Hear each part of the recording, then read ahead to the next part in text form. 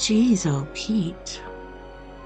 Welcome, guys. Thanks so much for joining me on Weird Paradox Media's Late Night in the Rockies. Jeez, oh Pete.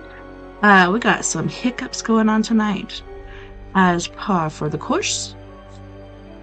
So I wanted to let you guys know this contest right here. Please go there, buy any votes. Any amount of votes would help right now. I'm still stuck at second place, trying to get to first. If I don't get to first, I'm dead meat, basically. I won't be going to the next round. And let me see if I can pull up the round really quick. Well, right now we're in the reanimator round. So, I died and have been reanimated, I suppose, is what the conjecture is on that. But yeah, let me give you some input on what these next rounds are going to be. I believe the last round is called the Last Stab or something like that. And they're generally named after some sort of paranormal activity or movies. I believe the Reanimator is a movie. So yeah, Reanimator. So yeah, I went to that one because I was second place last time. I was ping-ponging back and forth from first and second. But that's why I was able to go to the Reanimator series, which ends here in just under 2 hours. So if you can, please go and vote. If you pay for the votes, it'd be awesome, not only for me, but families and kids with pediatric cancer. So the next round will be the Living Dead round. So the top one competitor from each Witch Trials round, Reanimator round group, will be divided into the Living Dead round groups. Votes will be reset, and public voting will determine the top one competitor from each group, who will then advance to the Last Scream. The Last Scream, beginning October 27th. Competitor from each of the Living Dead groups will be divided into the Last Scream groups. Votes will be reset, and public voting will determine the top one competitor from each group, who will then advance to the final cut. And then the final cut begins November 3rd, ends November 9th, so it's another Fast and Furious little phase of that. Of course, they will reset the votes again. Public voting will determine which competitor will be the winner of the 2023 Face of Horror competition, and Public Choice Grand Prize winner. The Public Choice Grand Prize winner will be announced on or around November 17th, 2023. And also, if you go to this next round, which again is the Living Dead round, you get to be put up for Keen Hodder's pick. So whoever his favorite video, like basically you make a video and you send it to him as far as what you do that may be, scary or creative or whatnot. There's different, different people running in this competition. I was hoping to get there, but I'm not quite sure. But on that note, let's go to our book. So let me just make sure my sound is working here. Yep, looks good. If there's any sound issues, please let me know. Oh yeah, before we go there, I wanted to show you my racks. You want to see my racks? And also I got this shirt from Silverton. Bigfoot doesn't believe in you either. Silverton, Colorado. It was funny when we were riding around on the four-wheelers, I was telling my friend Stephanie, man, I'm surprised we haven't seen any deer or elk or anything like that. I think they're down in the lower country and they're trying to get fed and stuff before winter hits, which it's coming fast. It's getting cold, boys and girls. So yeah, I picked up a few rocks on my little journeys there, and some of them are super, super pretty. Just getting them all aligned here. So it just shows you like what the colors of the rocks are up there, and this one you can see, there's a little hole in there where you can see like the little crystals growing. That one's cool. This one's just like, the red rocks and stuff of the area. Pretty nice. Here's another little bitty guy. Just shows you what the the colors of the mountains are. It's pretty unique. Here's another one with like granite and quartz in it. I thought that was pretty. These two are like my favorite. So there's a layer of quartz on top, or they call it a vein. And then on top of that, there's little tiny crystals growing. That's pretty epic. Pretty. I want to clean them up. When I clean them up, I'll come back in and show you guys how pretty they are. But they're, pretty dirty right now because it was snowing and it was muddy. Here's another one with the crystals on the top. So these are just like pieces of the mountain. And then I got these big old honkers. So you can see the quartz vein, and then whatever rock that is around it. Pieces of the mountain. And here's another one that's got a little hole in there where the little crystals are growing. And then also shows the quartz vein. You can see some rust in there, so that generally means there's some sort of metal of some sort, so I'm not sure. But yeah, some of these rocks I saw in the shops there in Silverton, and they were going for like $35, $40. I was like, holy shnikes. That's crazy. Hello. I don't know who you are, but welcome. Alright, so getting back to our book. More of Hollywood's Unsolved Mysteries. We've read about all of these guys so far, and we're just about done with the book. I drug a few more books in here. One that I had gotten from my Grandpa Cookie. And then the other ones I found at the library on the free shelf. I'm like, man, some of these books are getting rid of. Epilogue. And there's still more unsolved mysteries. Coercion is also a Hollywood way of life. Let me check this out really quick before we get started. Oops, wrong one.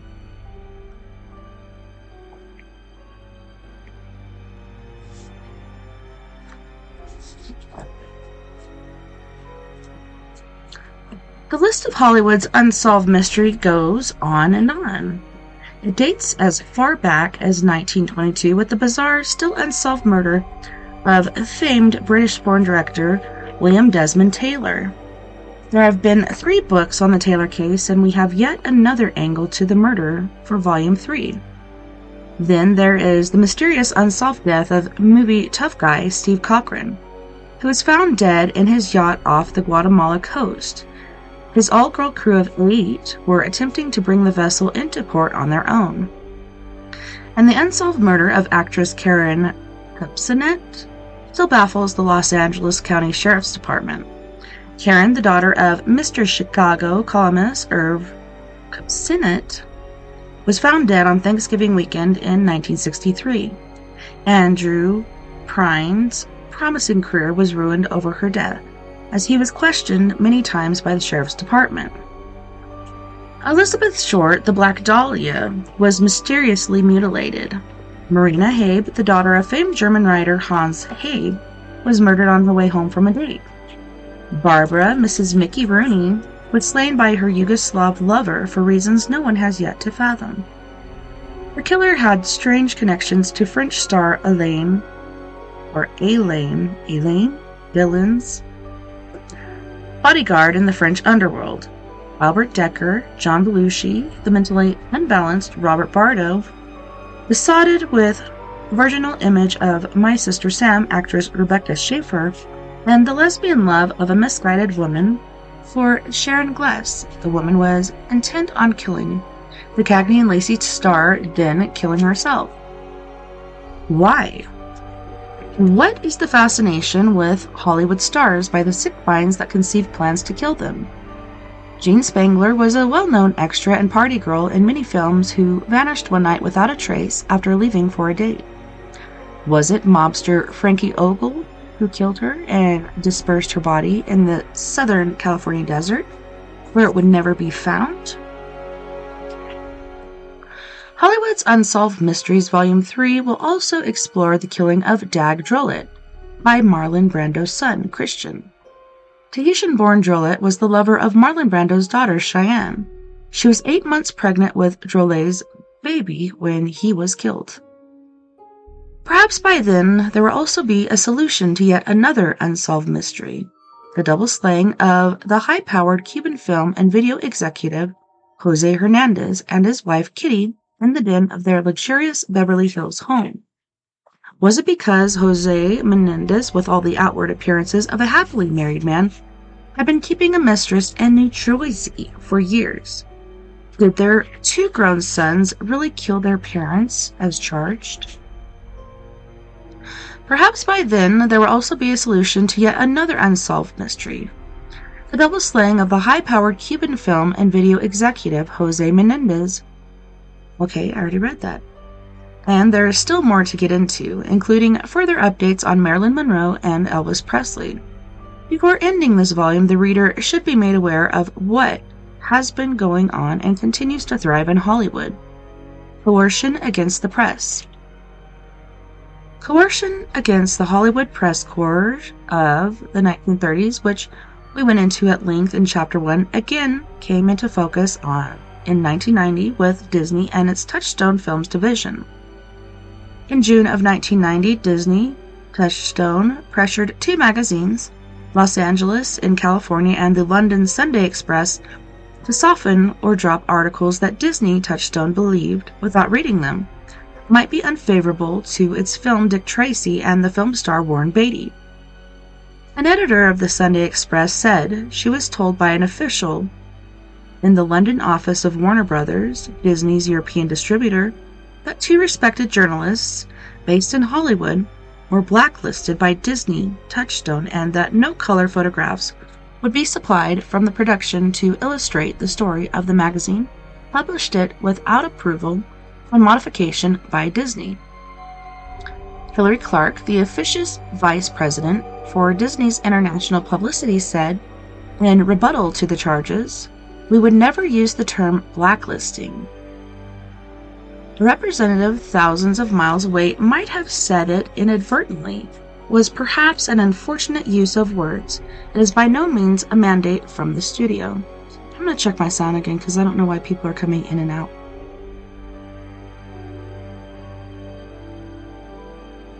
Well, that one looks good. Let's look over here. Hey, Jen. What's up, girl? I'm going to check here, too. Looking good. All right. Let's continue, shall we? But it's not exactly the truth. Warner Brothers Disney spokesperson in London had used the term blacklisting in this situation and in another case previously. Disney and Warren Beatty, an actor known for his efforts to control journalists, were displeased by the same London Sunday Express journalist article reporting on the making of Dick Tracy. In the United States, the story appeared in the June 1990 edition of Movie Line magazine, a slick, informative journal that is definitely not a fan magazine. So if you guys do want to watch story time instead of just listening, you can find it on Four Corners Paranormal Investigations on Facebook, I believe. I believe it's that page. Yeah.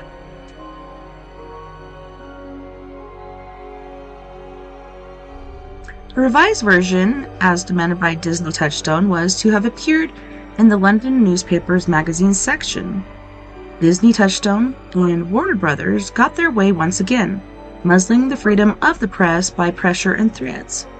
An article by a features editor of the newspaper on another film was substituted. As an example of how vicious the studios can be when they can't get their way, the editor said, "The pictures were what we wanted." She added that the newspaper agreed in writing not to use the piece in question. Our lawyers were afraid that Disney Touchstone Warner Brothers might try to get an injunction to stop the publication of the newspaper if any of the story was used. Is it any surprise, then, that so many of Hollywood's unsolved mysteries have been covered up when the studio's use Such raw power was a threat to stop publication of a London Sunday newspaper with circulation of 3 million issues weekly. Damn dog. I hope you guys can't hear her. Dick Tracy did badly at the box office. Disney Touchstone could have used the publicity. A Los Angeles magazine, the same two journalists tried to obtain an interview with the reclusive Beatty for a story in which his co-star Madonna would be featured on the cover. Editor of Los Angeles said that Disney publicist Frank Clemento promised, and even showed a color slide of Madonna to him. The editor agreed to the photo, but it was never delivered. Clemento called the editor after hearing about the content on the piece and insisted that it be softened or no cover photo of Madonna would be supplied by Disney. The editor of Los Angeles said in an interview following the acrimonious dealings that Clemento added ominously, "Future relationship between your magazine and Disney would be dependent on the extent of the softening." Freedom of the press? In Hollywood? No way. Hilary Clark said later, "We don't need to cooperate with anyone who don't wish to. It's standard publicity business, no intrigue. Let's get on to other business." Mickey Mouse was up to no good, again following the Los Angeles and London newspaper contretemps, this time with the venerable Bob Thomas, the veteran Hollywood reporter for the Associated Press. Disney refused to grant Thomas an interview with Warren Beatty because Thomas wrote a review of the film for publication before its official June 15th opening. Warren doesn't want to talk to Thomas. A source familiar with the matter quoted a Disney official as saying, "I will confirm that the interview was pulled from Bob Thomas because of the review." Disney told the Associated Press they would give an interview to John Horn, also of the AP, but the wire service stood by Thomas. Ironically, Thomas wrote a positive review of the film. Steve Loper, a Los Angeles executive with AP, told Frank Swartlow, a Los Angeles Daily News columnist, "This is the first time in 17 years working in Los Angeles that a studio has gone to such lengths to control what will be written about a film and when. I can't think of another time." A spokeswoman for Disney also told Swartlow, "We have no comment on the matter. This is private between us and the AP." But the press control over Dick Tracy wasn't the only form of censorship to take place in 1990. Another blacklisting, this time by 20th Century Fox, was yet to come. In March 1990, 20th Century Fox banned famed TV critics Gene Siskel and Robert Ebert from all advanced screenings of its movies over remarks they made during a TV interview about the company's film, Nuns on the Run. Sounds like a good one.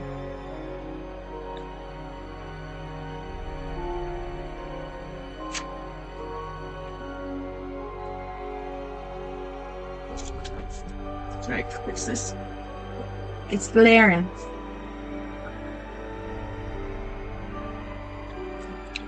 That's better.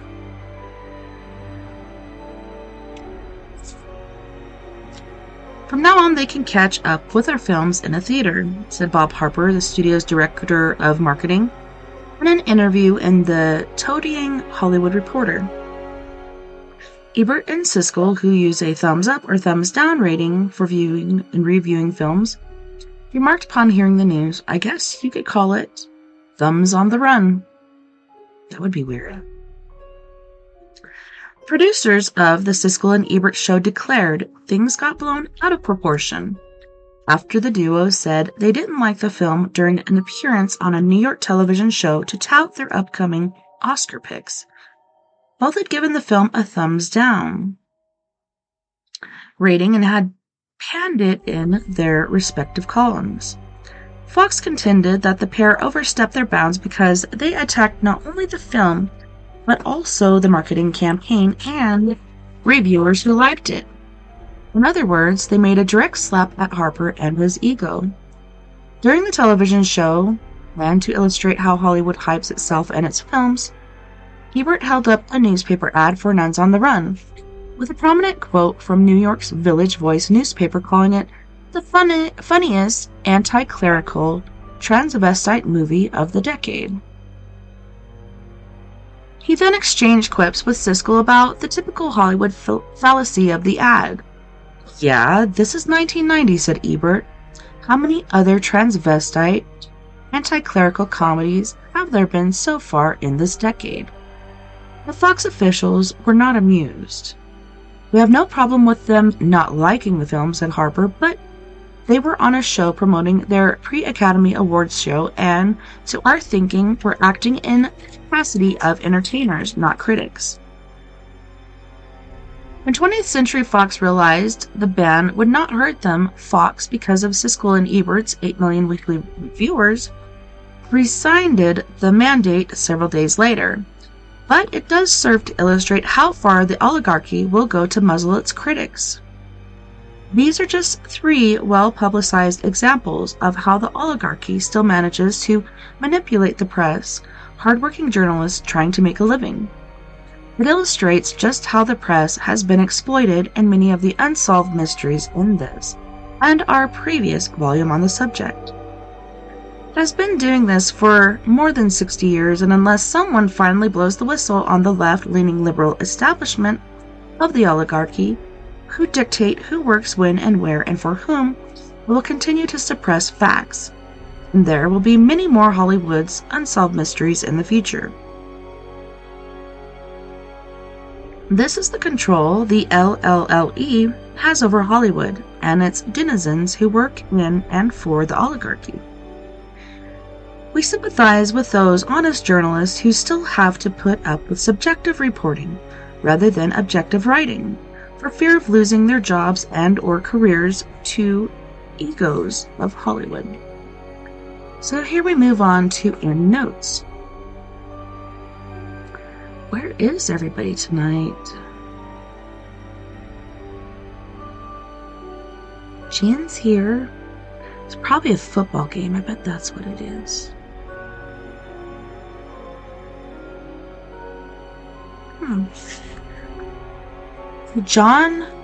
Don Giovanni Roselli.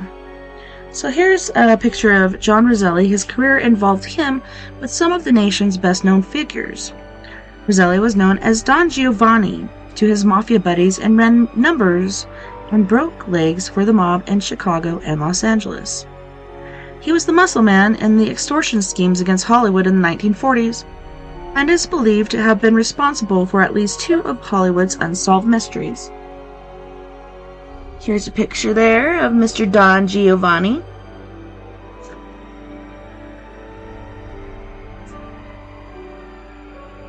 A little background of John Roselli should help readers understand how some of the machinations of Hollywood and those who attach themselves to it like leeches.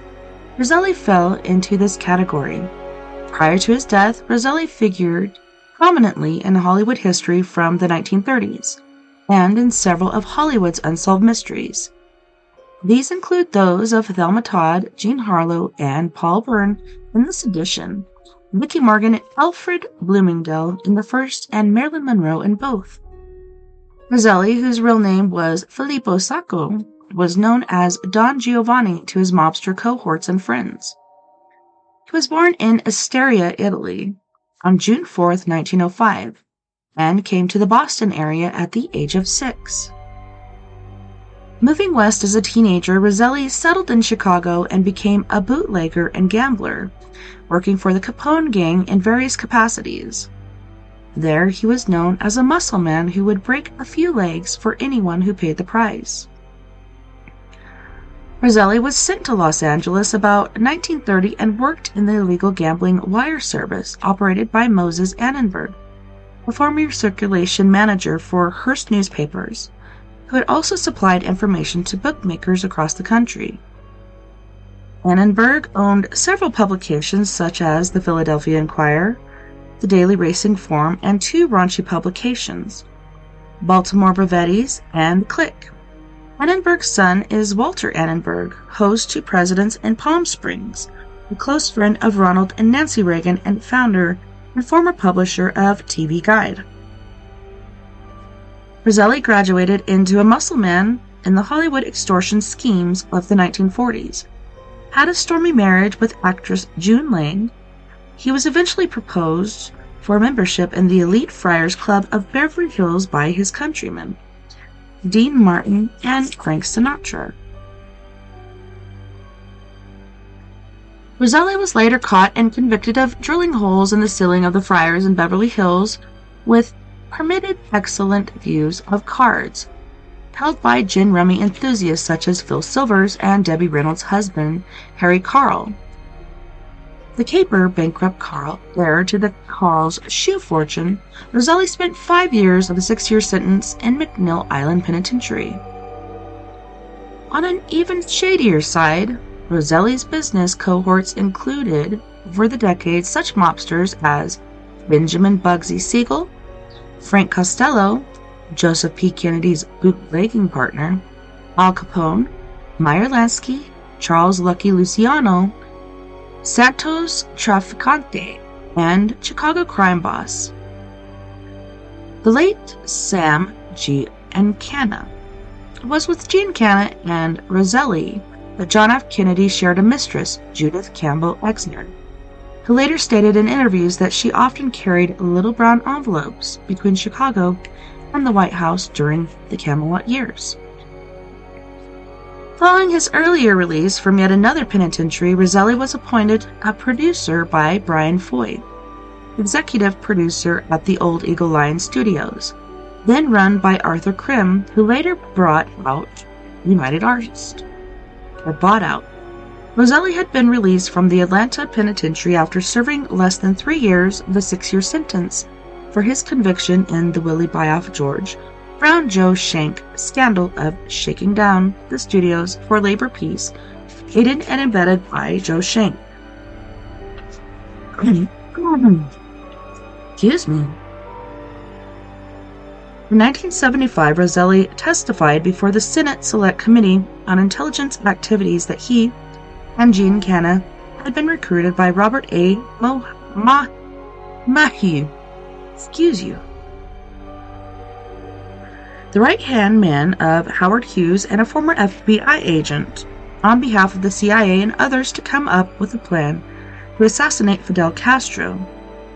Richard Helms, the former CIA director, is quoted as saying of Roselli, "If you needed somebody to carry out a murder, I guess you had a man there who would be well prepared to carry it out." The contract price was $150,000 plus expenses. Roselli and Giancana refused the fee but accepted an unlimited expense account. He, Giancana, and Sam Traficante came up with several exotic plants to put out the lights of Castro, including poisoned cigars and pill laced with botulism, but to no avail. Nevertheless, the expense account was put to good use with villas abroad, high-powered boats, and luxurious hotel suites. Giancana subpoenaed to testify before the Senate committee with Roselli about the contract, was shot point-blank in the head by an unknown assailant with a .22 Duramatic automatic pistol with a silencer in his Chicago home a few days before he could comply. Whoever got that close to Giancana, the kitchen of his home, to shoot him had to have been very close to the Godfather. Roselli was believed to have been in or near Chicago at the time of Giancana's demise. According to former Senator Frank Church, chairman of the Senate committee before whom he testified, Roselli gave us a good deal of detail. When Howard Hughes started to move in on Las Vegas, and in spite of his Mr. Clean image before the Gaming Commission, Hughes was encouraged and helped by members of organized crime, particularly Johnny Roselli. Hughes' right-hand man who recommended the marriage of Roselli and organized crime to his boss was Robert Maheu. Bless you. Roselli was sure that Hughes' presence in owning 2 or 3 casinos would take the heat off, those casinos still operating illegally. Hughes and Abner Longy Zwillman dealt with Hughes in the Jean Harlow MGM Joe Shank contract caper. Though it was not common knowledge, Howard Hughes had been dealing with organized crime for years, starting with his Blumen and then Roselli. So much for the watchdog, Nevada Gaming Commission. August 8, 1976, 15 months following his testimony before the Select Committee, Roselli's body was found stuffed into a 50-gallon, chain-weighted oil drum floating in Biscayne Bay, in direct line of sight of Roselli's retirement home in Miami. What a treat! Many have ventured the opinion that Roselli was involved in more than one of Hollywood's unsolved mysteries. We believe we know which ones, but that is yet another book. So there's end papers. Yeah, that's the end for me, boys and girls. Got a couple quotes here. Things are rarely what they seem, and even more rarely what they're said to be. Quincy Howe, U.S. journalist. Date unknown. The danger to this country is the private seizure of power by a West Coast oligarchy. It is subject to no checks and balances. It is subject to no elections every 4 years. It is subject to no criticism and no attacks because it muzzles the press and no one even knows about it. And that was Thurman Arnold, U.S. Justice Department Antitrust Specialist, 1941. We finished the book, boys and girls. Alright, so I got a few over here. And I don't know what you guys would like to read. So I got Sue Grafton, K is for killer. And then this one I got from the library on the free table. Then we have Alfred Hitchcock's Monster Museum. 12 shuddery stories of daring young readers. Ooh, there's creepy shadow thingies in the back there. That's creepy. And like I said, if you're listening, if you want to watch, because sometimes there's pictures or different things, like I'm showing the books to you right now, but we're on Four Corners Paranormal Investigations on Facebook. We are Paradox Media on YouTube as well as Twitch. Then the other book I inherited this one from my grandpa Cookie, The World's Most Evil Psychopaths, Horrifying True Life Cases. You can see all those moidias. These guys are psychopaths. Just look at them. So I don't know. What do you guys think? Which book would you like to hear? Yay! Alright. I'm going to pick, since nobody's going to say anything, Alfred Hitchcock's Monster Museum. I hope it's a good one.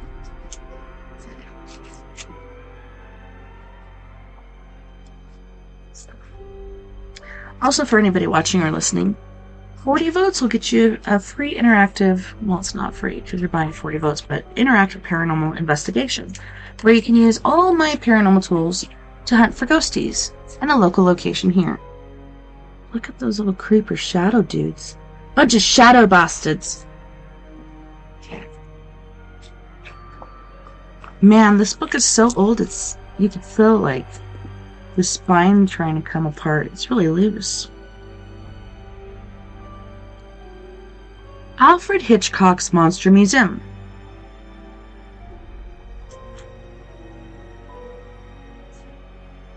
Here is a collection of Alfred Hitchcock's favorite monsters gathered in one book so that others may share his enjoyment of them.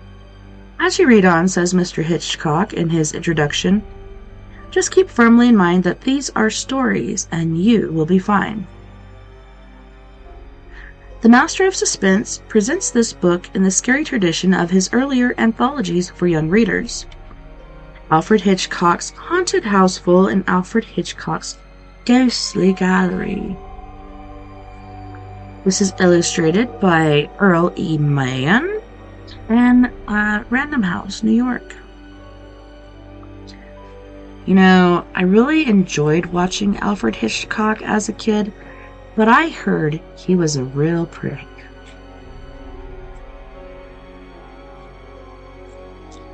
I'm so excited. We're reading a new book. It was crazy because, a lot of those unsolved mysteries were just a bit aged, but, it just goes to show that in Hollywood, these things have been going on for a very long time.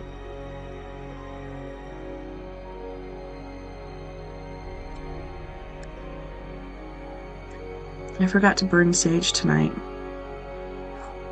I might do that on break, just to be safe. You'll never be too safe. The editor gratefully acknowledges the invaluable assistance of Robert Arthur in the preparation of this volume. This was copywritten in 1965. Pretty cool.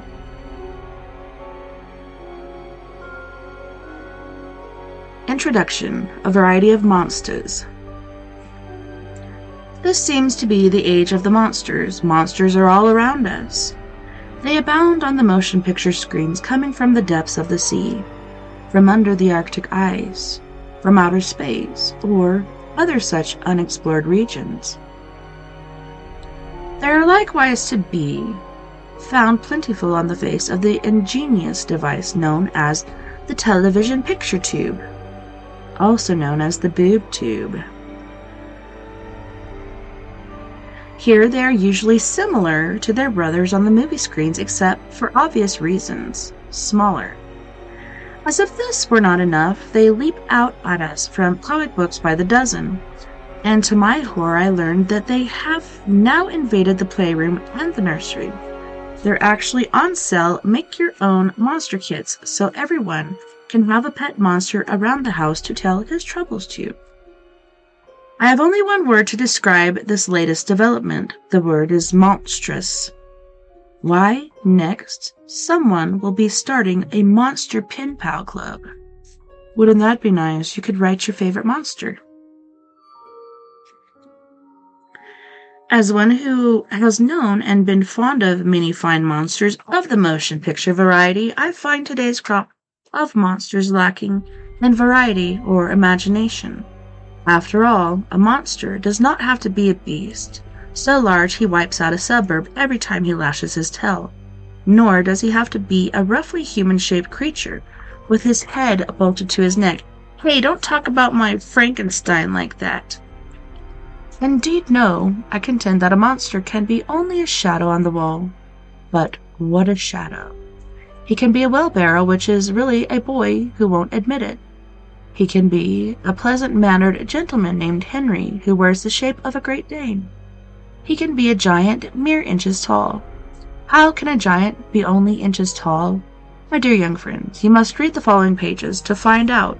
If you do so, you will also meet a polished gentleman with a tail like a cat, as well as a group of gnolls who have eyes like emeralds and some curious habits with regard to rope. As if this were not enough, you will also meet those sinister creatures, the flat, the culverin, the hinder, behinder, and the bamat. And I will wager you have never met them before. Into this group of my favorite monsters, which I have gathered here, thinking you may share my enjoyment of them.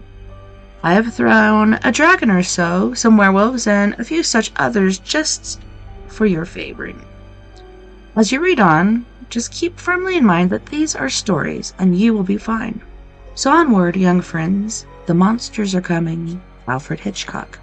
So the contents of this book, we have The Day of the Dragon, The King of the Cats, Slime, the man who sold rope to the gnolls, Henry Martindale, Great Dane, The Microscopic Giants, The Young One, Doomsday Deferred, Shadow, Shadow on the Wall, The Desric on Yandro, The Wheelbarrow Boy, Homecoming. These pages are really thick too. Oh, check it out. It's a bloody mess. Look at those gators, they're coming for you. The Day of the Dragon, Diandor. No, in those days no one ever thought of such a peril to the existence of the human race. I was young then, but I recall the times distinctly. Scientists at their annual meetings used to discuss the probability of the termination of the triumphant progress of the human race, but that it should come about in this fashion, this terrible and at the same time ridiculous fashion, that no one ever imagined. At the present writing, it does seem that the complete extinction of all mankind will be delayed, for there must be quite a number of small communities that have found refuge in mines and caves, and though it is long since we have had any word from them, yet in big cities such as Paris, Berlin, and London, where there are impregnable subway systems, men and women can still hold out against the terror that ravages the open country. But how long can we last? Few people, I suppose, are more capable than I of recapitulating. Maybe it's recapitulating. I think sounds more familiar. The whole story from its completely insane inception, of which I believe I was and remain the only living witness. I have heard lately so many different versions of how it all began, and that I want to say this: they are for the most part far from the truth. But it is a very human necessity to demand an explanation of some sort. Well, as I say, in those days scientists used to imagine many perils to mankind. Some foresaw vast cataclysms, others predicted more subtle scourges. Very frequent was the prophecy that insects would succeed to the rule of the earth. I can still recall clearly a very stirring lecture delivered by a great entomologist. He began pointing out that though new species of insects were being discovered at a rate of 10,000 a year, and over 500,000 kinds were already listed, yet by virtue of the process of evolution, he felt that the insects were increasing their species at a faster rate than they were being catalogued, certainly faster than their widely varying habits were capable of being studied. So that, in short, as far as insects were concerned, science was playing a losing hand. He pictured vividly the hordes of insects that attacked our food crops in those days: the blights, the scales, the weevils, the fruit flies, and moths of all kinds. The listeners shivered as they heard tales of vast clouds of grasshoppers leaving whole countries bare, all growing things nibbled down to the last stalk. Tales of permanent battle lines of the entrenched farmer, the gardener, the orchard grower, fighting off with poisonous gases the perpetually renewed attacks of their inexhaustible insect enemies. What, the lecturer queried, might happen in a moment of inattention? What if by mischance some natural enemy of a given insect were to cease its alliance with man, and allow this insect to breed in such multitudes as to ruin crops all over the world? He imagined, the lecturer told us, months of famine during which whole races would perish and others lapse into savagery and cannibalism. Was that to be the end of our proud civilization, where puny chemicals would soon be found ineffective against these armored beasts, whose small size and vast numbers are so much in their favor? But, so this lecturer affirmed, the peril from such disorganized swarms is small compared to that offered by those practically civilized insects, the ants, whose numerous varieties are already so high on the rungs of the ladder of progress. The ant cultivates plants, keeps domestic animals, has masons and bridge builders, lawmakers and rulers, soldiers and captains. What if Napoleon of the ant world were to arise and were to ally all the many species of ants into a great confederacy, the object of which would be the subjugation of the earth? What if ant scientists were to discover some glandular extract that would cause them to grow to enormous size? Have not bees and many other insects already developed something analogous? What is to prevent them from doing this, then waxing big as rats to move against mankind in order to enslave and domesticate it? What a commie tragedy! man ending his history in the stalls of vast pyramidal ant hills, the ant's bond servant, his domestic animal. Curious, now I think of it, how man has come to a pass that is nearly, if not quite as ridiculous. I must say this lecturer had a pretty clear idea of what would happen, but how it was to come about, that was another matter. He had his guess to which he was entitled. The guesses of others took different directions. I shan't dwell upon them at length. Now it was the sun that was to become exhausted, whereupon our planet would grow cold, the vast seas frozen to the very bottom, and all life refrigerated to death in perfect cold storage and embalming. Again, it was the earth that was to cease to revolve, leaving one half of itself parched in perpetual hiding sunshine, the other frozen in eternal midnight. Or else it was a comet that was to strike our earth and shatter it into a million inconsequential planetoids. To such cataclysmic horrors others opposed more subtle dangers. Did not the statistics on insanity show that its rate of increase was such that it would not be long before the whole world was a raving madhouse, in which such poor normal beings as might remain would have a far from enviable fate? Would not, so other students asked, the increasing use of fuel disturb the balance of the atmosphere? Would not the use of oil by motor ships give rise to a scum of oil on the seas? In short, were we not about to blanket the earth and the waters and shut off the health-giving ultraviolet rays without which life is impossible? But that we should be attacked and destroyed by a legendary animal. No, that I never heard from the mouth of any of these scientists.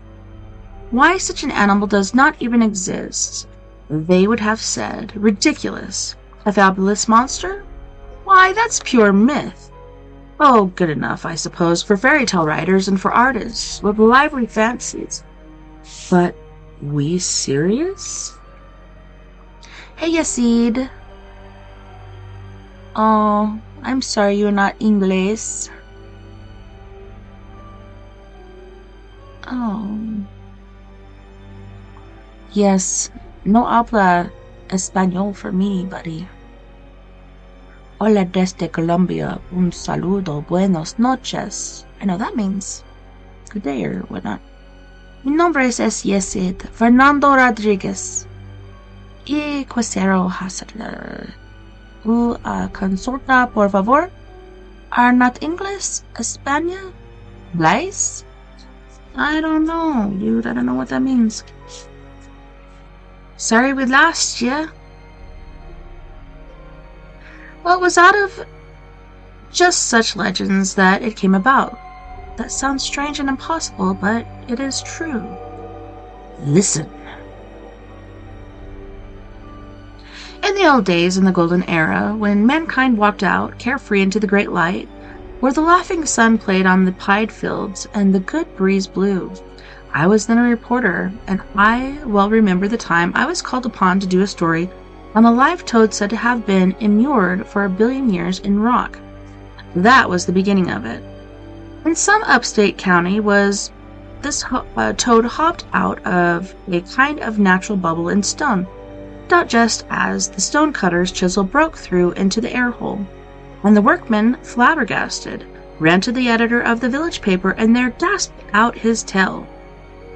A local amateur geologist claimed that the rock of this region had been laid down 1 billion years or more ago, and that the toad must therefore be 1 billion years old or more. But the editor of the paper called the stonecutter a fool for not having caught the toad. A group of people, however, who had gone out to investigate found a toad not 10 feet away from the cup-like depression, the stone bubble, and there was no reason to think that this was any other but the long-lived toad, just out from 1 billion years of solitary confinement. The story, though old and often scorned, got about. The toad was exhibited in the village drugstore, where he contentedly accepted a tribute of live flies, and a reporter from a nearby town called to write up the tale and take pictures of the toad and the quarryman. And so the story came to New York.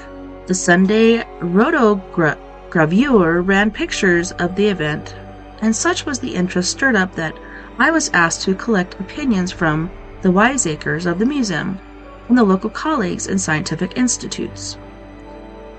Naturally, I took advantage of this assignment to look up my old teacher, Crabshaw. We used to call him Fossil Crab's Pa. If you said it rapidly, it sounded so much like Professor Crabshaw. But we dared to say it to his face, and being young and silly, we thought it a very brave and clever thing to do. We thought it would be good fun to see old Crabshaw again. But it did not prove to be such fun, for the once so familiar biologic laboratory on the top floor made me melancholy. And the memory of many drowsy afternoons spent here dissecting cockroaches and rats afflicted me.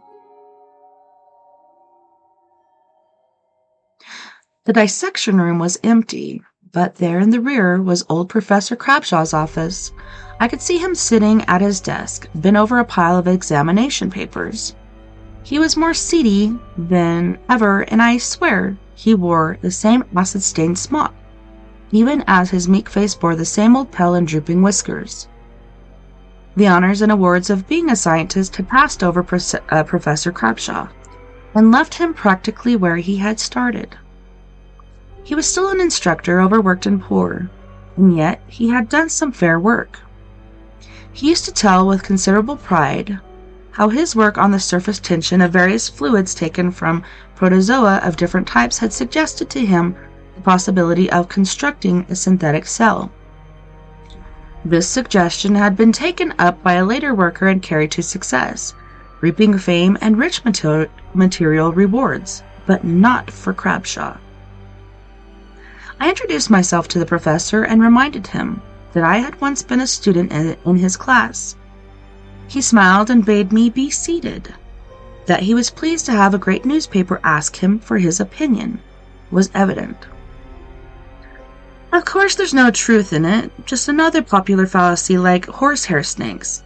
The toad no doubt lived nearby. You say yourself that it differs not at all from the present species common to that region. That explains the whole story, which after all relies almost entirely on the say-so of the quarryman, who was probably frightened out of his wits when a toad hopped past his chisel. "May I quote you?" I asked.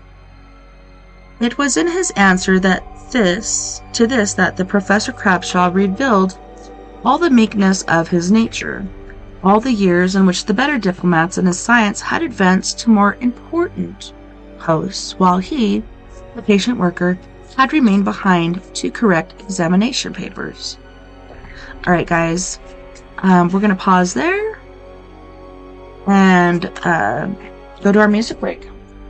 So on this break, we have Miss Mia Savage with her band, which she is the whole thing. She does the lyrics, she does the music, every instrument, like, she's got it all. She's super amazing. So she will be singing Lemurian Crypto, Your Skeleton, Our New Reality, as well as Let Me Be Your Home. You guys don't go anywhere. We'll be right back after this music break.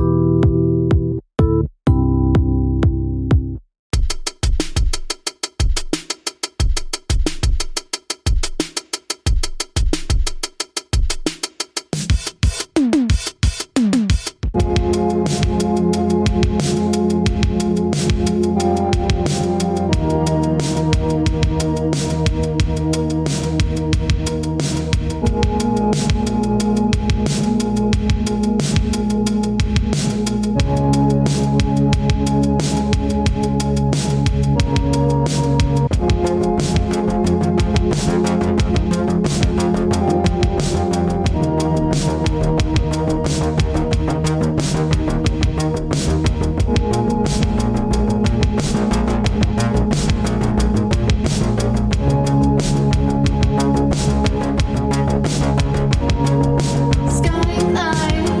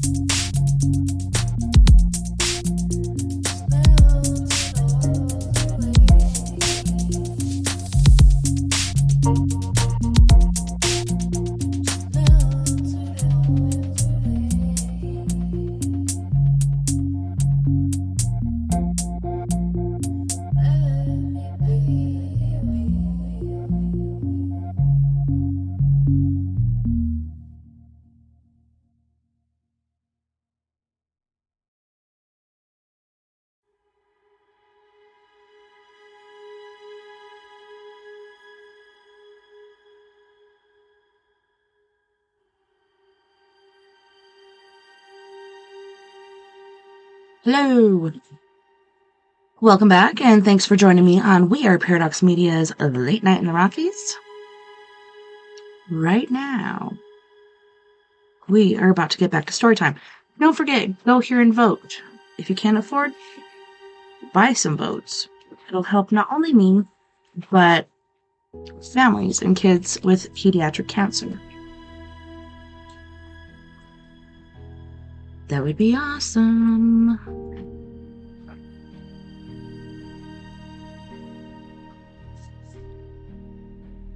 I'm afraid I can't permit that. You may say, that a professor at a college, a well-known biologist of note, well, any sort of paraphrase. He smiled, pleased at his own flattery of himself, and content to visualize himself praised even anonymously. As I left, I imagined him secretly hoping I might forget his injunction and publish his name. But we published nothing, for it was decided to have a feature article on the subject in the Sunday magazine section.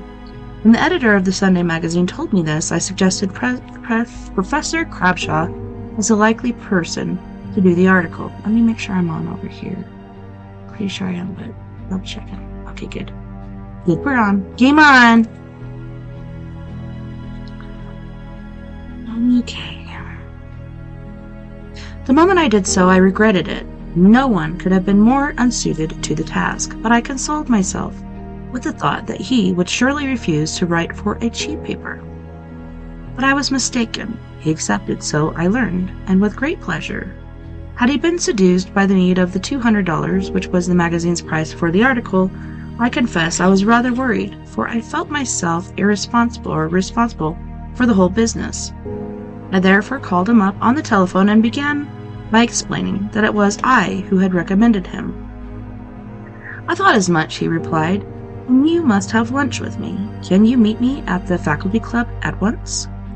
I accepted, thinking that my business would be settled better across the table. Professor Crabshaw was prompt to the appointment. With him was his wife, a buxom, frowsy person, whose not unkindly face showed plainly the effects of years of disappointed hopes. She was voluble in her thanks to me. It was so kind of me to have recommended Paul, that it was the $200 that magnetized her, as was easy to guess. Her conversation at the luncheon was of nothing but money. Okay, let me do something real quick.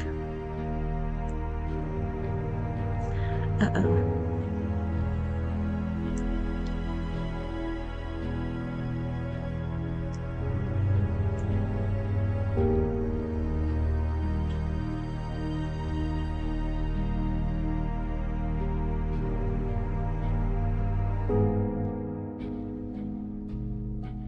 Okay, just had to send that message really quick.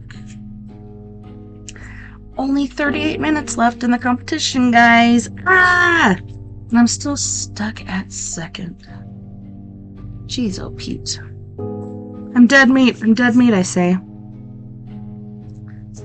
Professor Crabshaw was prompt to the appointment. With him was his wife, a buxom, frowsy person, whose not unkindly face showed plainly the effects of years of disappointed hopes.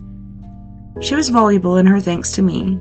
It was so kind of me to have recommended Paul, that it was the $200 that magnetized her was easy to guess. Her conversation at the luncheon was of nothing but money.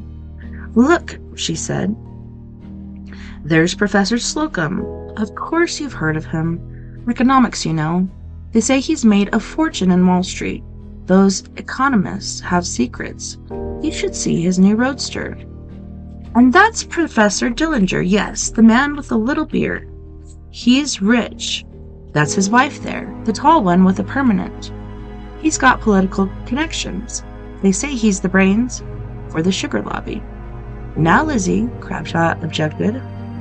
But it's true. Let's take a look at Professor Wilson. Just because he discovered the mob reacts like a spoiled baby, he got himself a $100,000 a year job with an advertising house. Oh, Paul, why haven't you ever discovered something brilliant like that? But of course, what can one do with protozoa? I always say there's no profit to be made out of raising such tiny bits of things. Well, I did once discover, Crabshaw began meekly. Yes, Paul, we know all about that, his wife said severely. But Lizzie, I was only going to explain to Mr. Paul, how often must I tell you to call me Elspeth?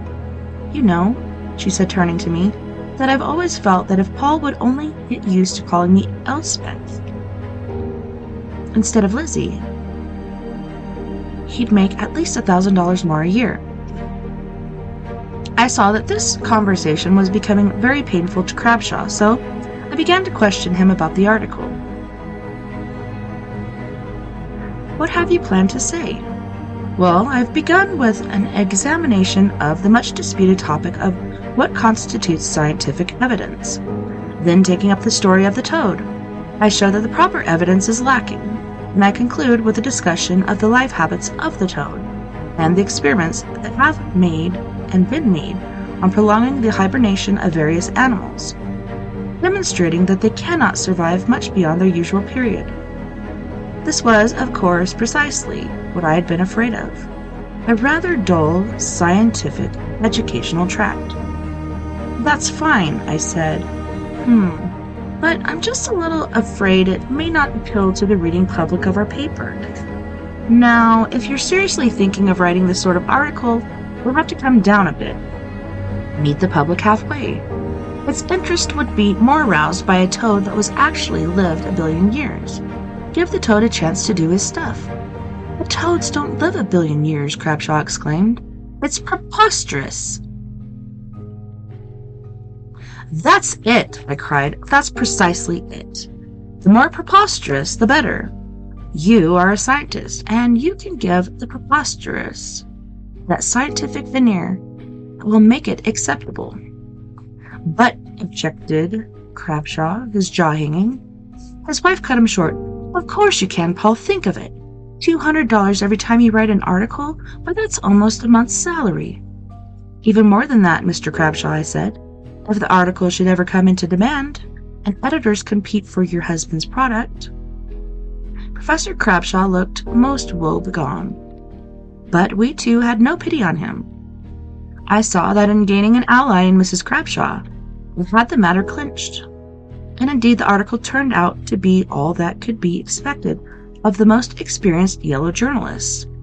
We ran it under big headlines. Great Scientist Champions Billion-Year-Old Toad by Professor Paul Crabshaw, internationally famous biologist. And we had enormous pictures of toads along with a strip of vignettes showing our artist's conception of history and the toad, in which above repeated pictures of the toad immured in his rock prison were depicted prehistoric animals, the glacial period, early ape-like man, first signs of civilization in Egypt, then the Jews captive in Babylon, then Christ on the cross, and following that, Columbus in his caravel, Napoleon, and then the final picture typifying the most up-to-date scene. The President of the United States surrounded by a draped flag and a spread eagle.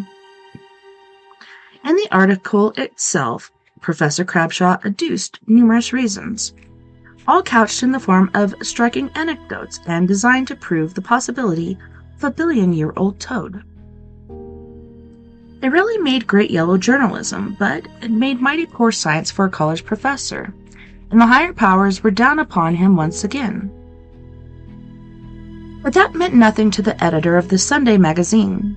A few weeks later, when passengers came home with a tale of having sighted a sea serpent, that hoary legend was sent to Professor Paul Crabshaw for confirmation, and again he made good, no doubt goaded by Lizzie. In a short time, the articles of Crabshaw had become indispensable and were a regular feature, for which we paid increasing prices. There followed articles on boys brought up by wolves, living in the forest and running on all fours, and articles on the plagues of Egypt and, well, that sort of thing. For several years, this continued, during which Lizzie sure enough blossomed into Elspeth, with facials, permanents, and better clothes to make her look the part. I used to meet them now and then for lunch at the faculty club, where Professor Crabshaw, at his wife's behest, still went, though he could feel that his colleagues had lost their respect for him. "But I'm preparing my revenge," he confided to me one day. "I'm going to electrify the world. You just watch and see. I'm going to prove that marvelous things can and do happen. And that will be my vindication for that tripe on Was Jonah Swallowed by a Whale? And what will man look like 50,000 years from now?" "Tell me more," I begged. He shook his head, and Elspeth said, "He won't even show me what he's doing, but he's got himself a laboratory or something off in New Jersey, and he goes there every day now." "Tell me more," I begged. He shook his head, and Elspeth said, "He won't even show me what he's doing, but he's got himself a laboratory or something off in New Jersey, and he goes there every day."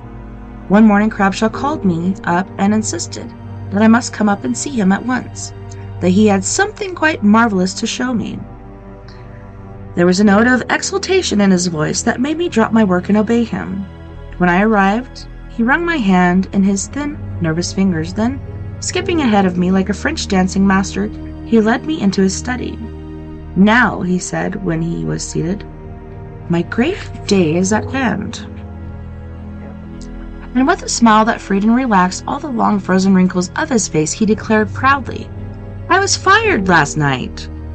Seeing my look of astonishment, he continued, "No, not fired precisely, but given an ultimatum in something of this manner."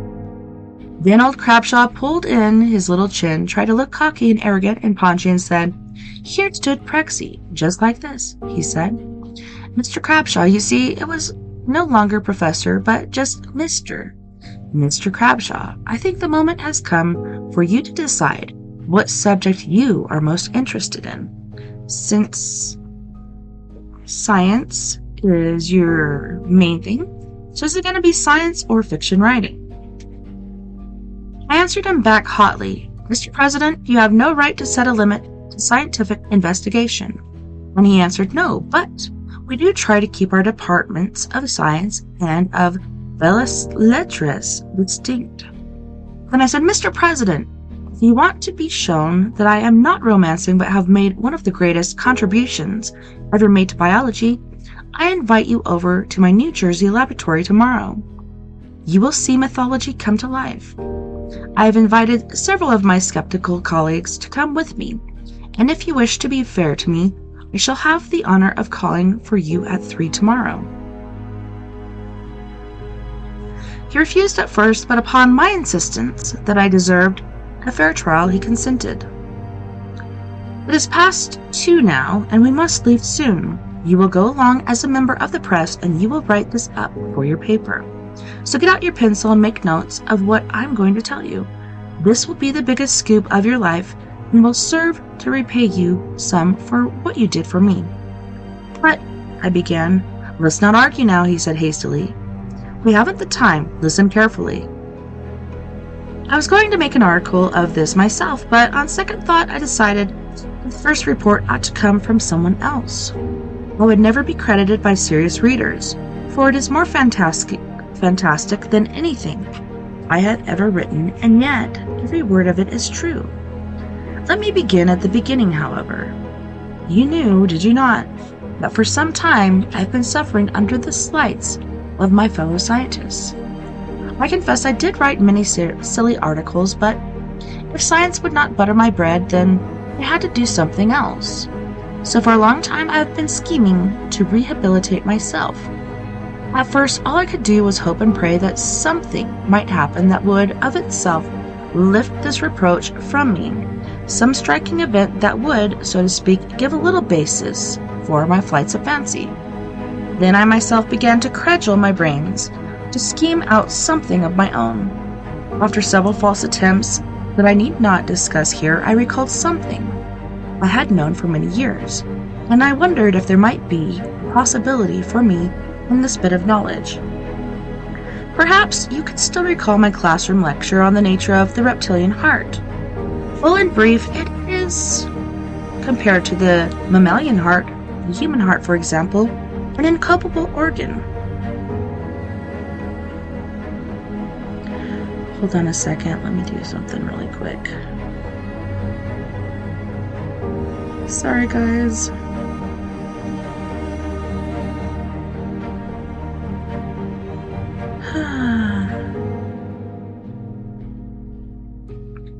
I'm scheming and dreaming of $13,000.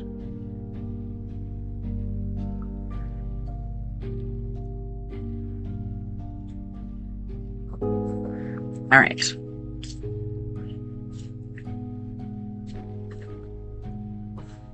In a way, it is a malformation, for it is so constructed that the blood vessels of the animal are never filled with freshly oxygenated blood. The old stale blood, replete of body poisons, mixes in the chambers of the heart with the bright, clean blood from the lungs and is pumped back through the body again, only half cleansed. Scientifically, we express that by saying that the septum between the ventricles, the wall that should be there to keep the two bloodstreams separated, is incompletely formed. The animal thus suffers all its lifetime from auto-intoxication, and is by nature sluggish. Suffers is perhaps the wrong word, for its whole organism is evidently attuned to this subnormal state. The alligator is then, to speak roughly, a lifelong congenital cardiac, incapable of great activity except in frequent spasms. His race is an invalid race, each member born an invalid and remaining an invalid throughout its existence. And does not the alligator give us an example of how the cardiac should live? No physician could prescribe anything finer for his patients than the alligator's calm, docile, peaceful, snoozy sort of life. Notice the alligators at the aquarium. They may look fierce, but they are condemned invalids. No matter how long they live, they will continue to practice extreme caution, sparing their poor circulation systems, lying all day in bed, that is to say, in the warm mud, and doing very little more than sending out an occasional blink of the eyelid. Well, Crabshaw went on, before I could interrupt, it occurred to me one day to see what would happen if that bad heart condition of the alligator were cleared up or at least improved by stretching that incomplete septum to form a dividing wall between the venous and the arterial bloodstreams. I immediately procured a lot of baby alligators and set to work to find out. My method was simple. I just chloroformed my patient and operated on him, following as well as I could the directions given in the textbook on surgery. My immortality rate was enormous. No doubt my surgical technique was atrocious, but then I'm no surgeon and don't pretend to be one. Oh man, this is so stressful. It seemed that the heart condition only grew worse after the incomplete septum was stretched out. Poor alligator just turned up their pale and swollen bodies and gave up their alligatorish ghosts. Many of them did not even bother to recover from the effects of the chloroform. I myself was frequently on the point of throwing up the sponge when patient number 87 gave me the courage to carry on. For several hours after the operation, that fellow ran about the room like a frisky puppy. I am sure that no one in the world has ever witnessed such speed and agility on the part of an alligator. I tell you, he ran about like a chipmunk, dived in and out of the water tank, leaped, frolicked, and dashed about in a reckless, gleeful manner. It was a marvel and a delight to behold. Then suddenly over he turned, wriggled his paws madly, like a toy train upset, the wheels of which continue to spin until the spring has unwound. Number 87 revived my courage. I determined to fight on, and as I say, I gradually grew more skillful. and altered my technique by constant improvement as I studied the matter. Finally, I determined to try somewhat larger specimens than those I had hitherto been working on and do more thorough and careful operations. Out of 10 trials, I achieved 2 amazing successes, whereupon I ceased to operate on further specimens and studied those 2. I noted, in the first place, that they devoured from 4 to 8 times as much food as ordinary alligators of their age. But then, they were never still for a moment, whereas their ailing fast brothers slept most of the day.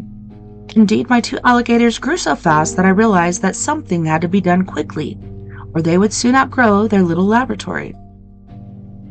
At that time, I worked in a store I had rented, a former seafood shop, in which the leftover equipment provided me with excellent facilities for the performance of my experiments. I say it behooved me now to hasten, lest I be caught in a jam, for at their rate of growth I realized that I would soon be unable to move them. Fortunately, I was able to locate and rent, for a reasonable price, a former platinum refinery in New Jersey. A large single-story brick building, a shed rather, which was particularly suited to my purposes since the windows were all heavily barred with iron.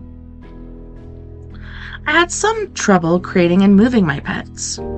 I had to creep up on the beasts and spray them with chloroform, and that was dangerous business, for I very nearly chloroformed myself. I should have had help, but I wanted no inkling of my work to reach the outside world. And those alligators were quick as birds, and big too, as large, I should say, as young calves. They had grown to 4 times their original size in 6 days' time, and could they fight and squirm? Well, anyways, that's all over, and I now have my 2 pretty ones in their new home, which was at the time comfortably arranged to house them. Yes, I say pretty ones, for they were sleek and shiny, and the way they flirted their tails and skimmed along the floor with their paws moving so fast you could hardly see them was a pleasure, and their eyes were never closed. I had built a big tank for them, and you should have seen them swim and dive and go leaping out of the water and come falling back with loud smacking splashes, like dolphins or seals, and taking such joy in life. I wish I could show you that, but they have outgrown that tank now. I must build them a new one. I tell you, I used to watch them by the hour and say to myself, "You're a public benefactor." You are. Here are the first who held the alligators in the world. Why has man been so cruel as to reserve his medical knowledge so much for himself and his domestic animals? Wildlife, too, needs some attention. You see, I hadn't then an inkling of what I had really succeeded in doing, but I was right nevertheless in one respect. I had given health to 2 alligators, and I was the first privileged human being to observe what a healthy alligator was like. I noticed many peculiarities that set off my healthy tooth from the rest of the sickly breed of alligators. They began, for example, to show a better growth in the chests. They swell out something like geckos. You know how geckos look, those small lizards, and with a better growth of the chest cavity when a different carriage of the head. The head rose from the ground, from which the ordinary alligator does not seem to have the strength to raise it, and was held up a bit, thus contriving to give the beast the appearance of a neck. The bad posture that one notices in all alligators, crocodiles, and gavials, and related species, is plainly just another symptom of their congenital heart trouble. They are all stricken down with severe auto-intoxication. It is to be noticed, by the way, that they all have bad breath. My alligators had sweet breath. The next noteworthy change in outward appearance was the heavier growth of those spinal processes. In fact, in the common diseased alligator, there are no spinal processes to speak of, though along the tail are to be found some heavy skin growths forming a serrated ridge and indicating perhaps what nature intended the beast to have there, and which is actually to be seen on my 2 specimens, namely ridges that are part of the spine and that reach luxurious proportions. The tail, too, grew larger and longer each day, and there is nothing prettier to see than the way it curls and rolls in rich serpentine curves and even in complete circles. You won't be able to see that now because the quarters have become so cramped, but you will see how instead of terminating in a weak point, my healthy alligators have developed a flat arrowhead on the end, something like a whale's tail, but only sharper. Hey, Truzido! Good to see you! Mind you, those beasts of mine were now consuming each good-sized sheep and demanding more every day. Hey, don't forget to vote. It's the last day for me unless I get to first and I'm still in second. So hey, open up those purse strings and pay for some votes. It will not only help me, but it'll help the B Plus Foundation, families and kids with pediatric cancer. I'm in second, and if I don't get out of second, I am stuck. Or gone. I'm dead meat, basically. And though big around as cows, and of course 2 or 3 times as long, they were still but tots, so to speak, being but a few months old and still in the process of development. Especially curious was the ridge that grew along the back and which, between the shoulder blades and the hips, if I may be permitted such loose anatomical designations, seemed to rise higher each day and to have greater internal structural support, for not only did the spine enter into its formation, but the ribs actually grew out of the body and provided buttresses for it. For some weeks, my patients appeared as if a heavy mushroom-like parasol were sprouting out of their backs. Oh yeah, and if you don't, just email me and if you pay for votes and I could pay you back.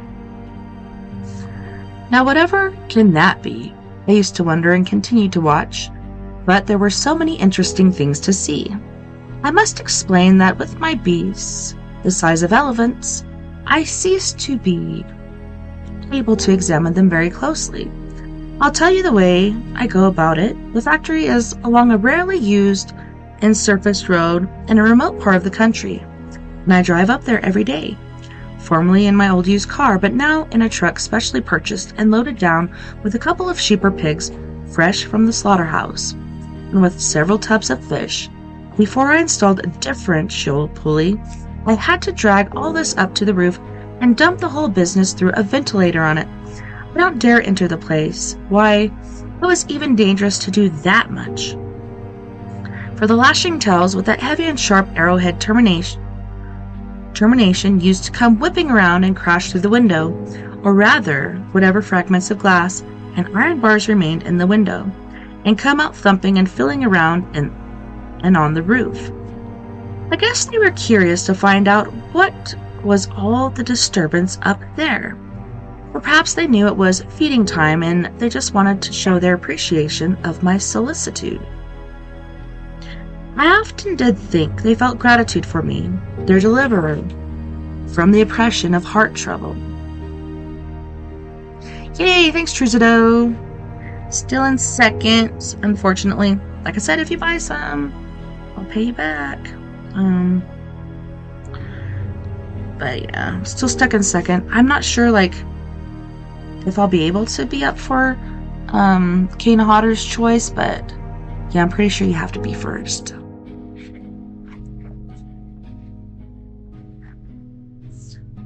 Alright, I'm trying not to pay attention, but there's 14 minutes left.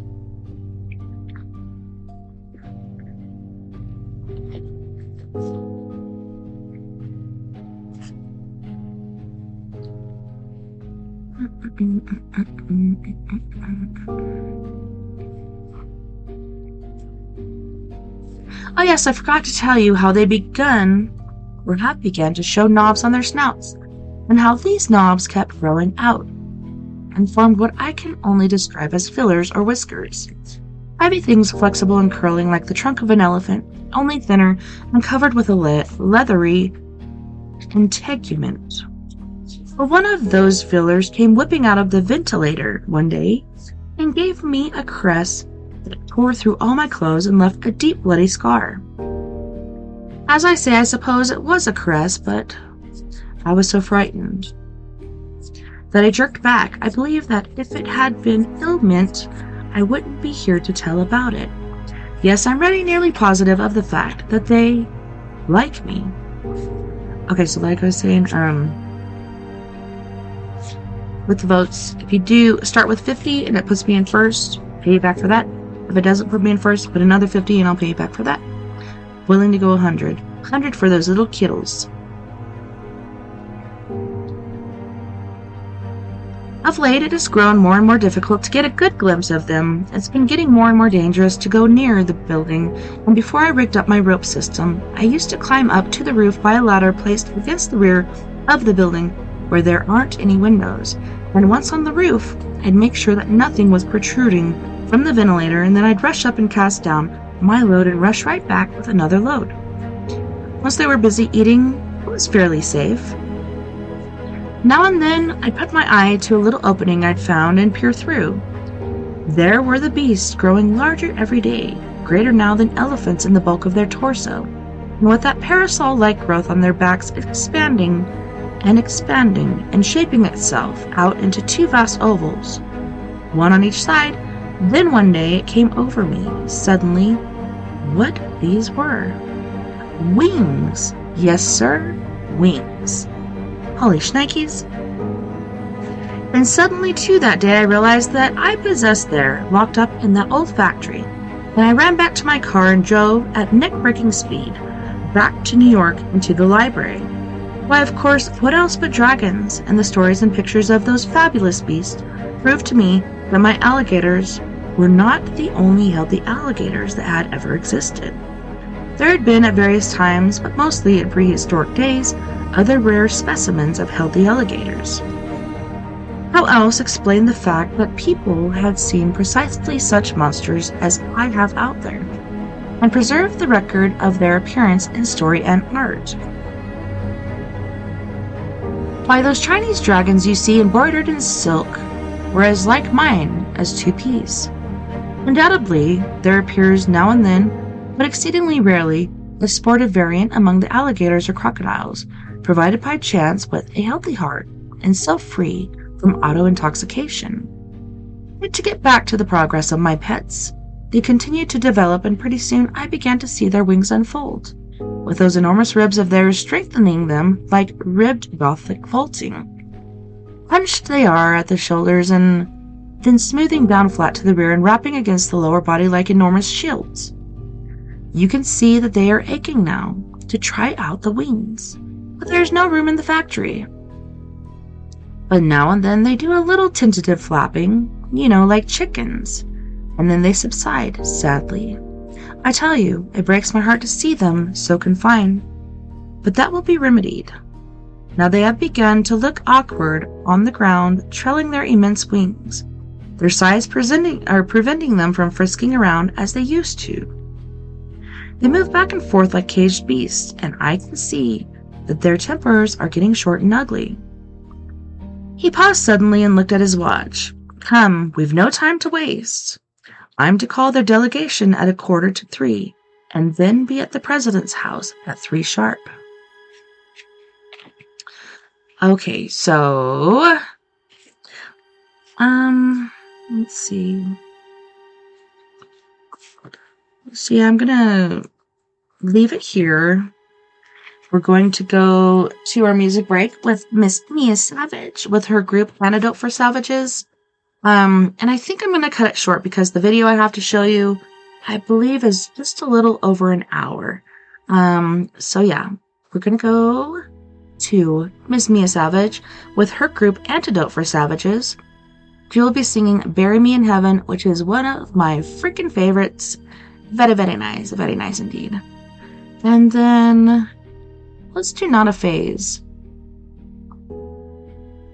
Yeah, that sounds good. You guys don't go anywhere. We'll be right back after this music break.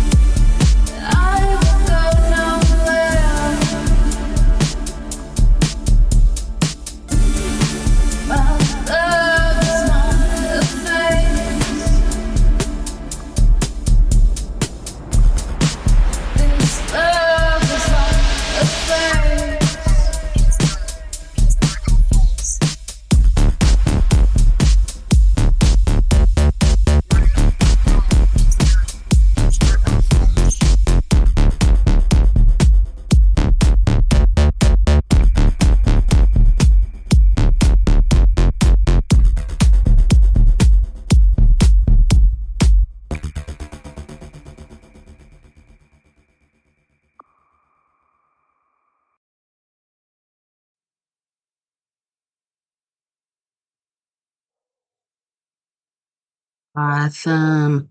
Welcome back, and thanks so much for joining me this evening on We Are Paradox Media's Late Night in the Rockies.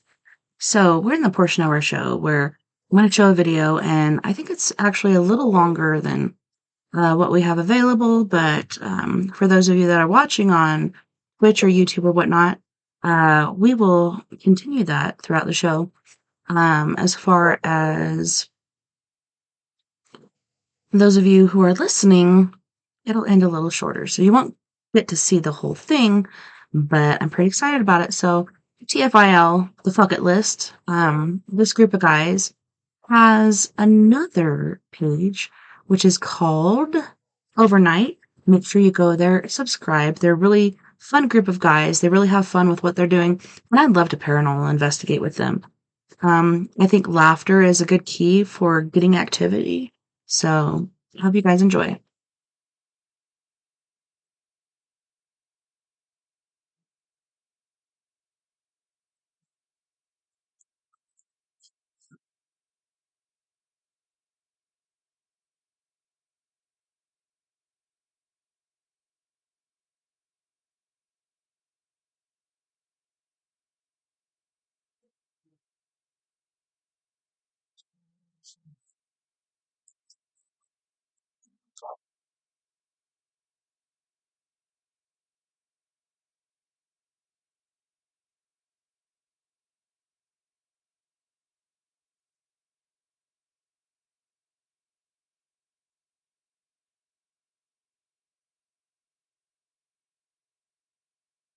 Crazy!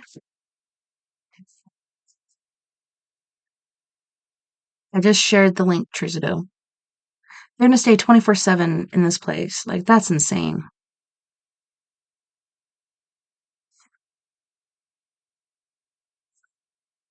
Let me fix.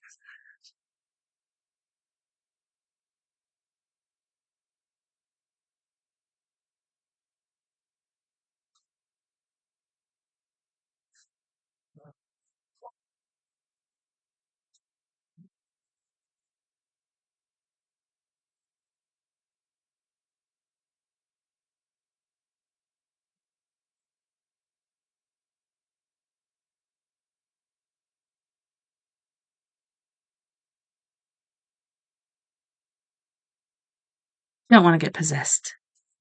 That would be bad.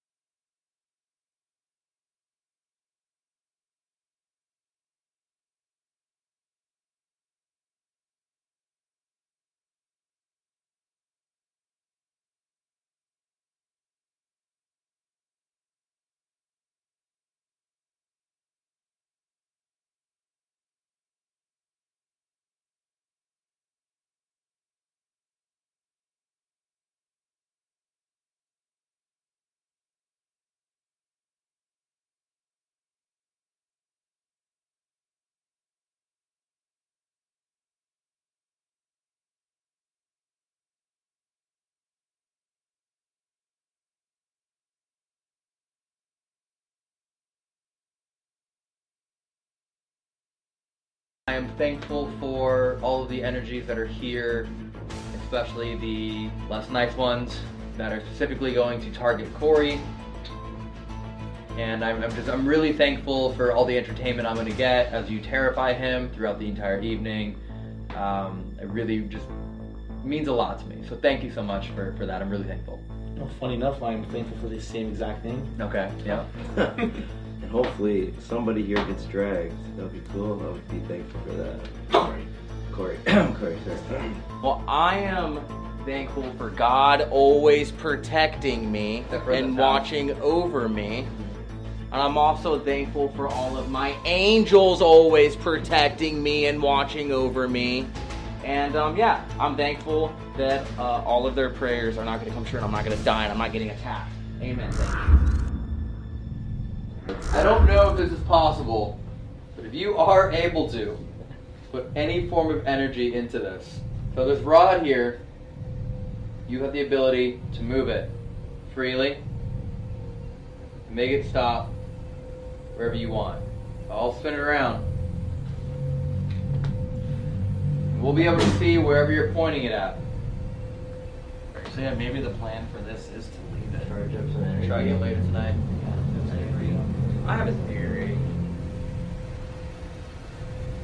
Like a dowsing rod on a stand. That's interesting. Yeah, that's so funny. So that way you know nobody's manipulating it. That's pretty cool. I start walking this way. Wait, what? Wait, what? But how? Did you see what happened?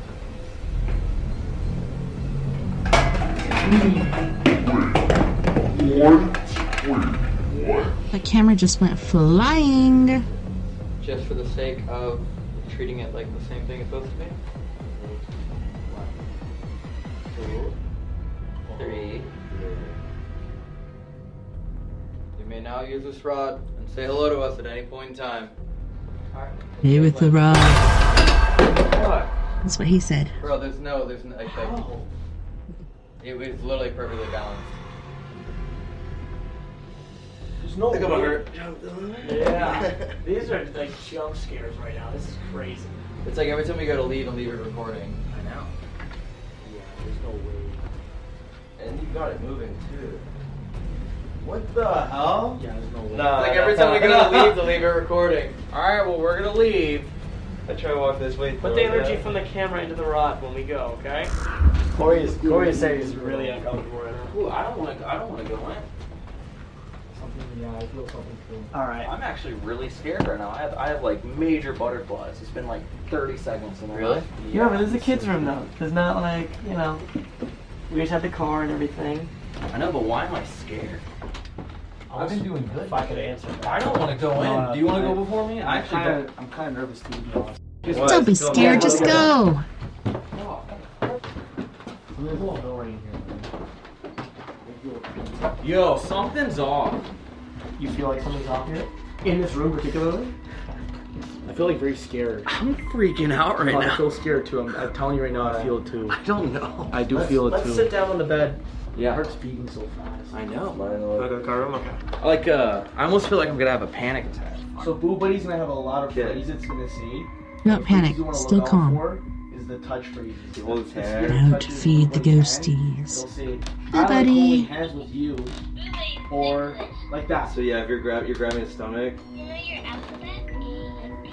C, D, E, F, G, H, I, J, K, L, M, N, O, P, Q, R, S, T, U, V, W, X, Y, and Z. Now I know my ABC. Oh! Bear just go! See, that's a touch response. Dude, that's a touch response. You guys just got me so scared. I know my ABC. Oh! Bear just go! That tickles. Boo-Bay's ticklish. Stomach again? Yes. See, okay, so you like the toy? That's where I'm like, let's control the room, and now we know, like, it's not possibly Corbin on the bed, he's not touching the bed, I'm not moving my feet. Now we know, for sure. If you like that. Behind you. Nice. Hello? Can you finish them? I like the bear. That was fun! Whoa. Can we do more? You know what's weird is I have chalk. There's chalk. I actually brought chalk on this trip. Capel. Apple. Not move my feet. Promise you, I am not gonna move my feet. If you like that bear, which we know you do, Can you make a noise for me? if you like Capel, I'm gonna turn this device on, okay? And you can talk to us that way. Oh! Ah! Maybe Hi. they like that. Welcome. That's cool. Can you touch my tummy?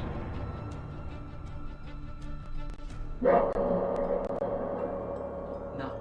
I heard knock too. And we heard knocks earlier. It's trying to make you back to yourself.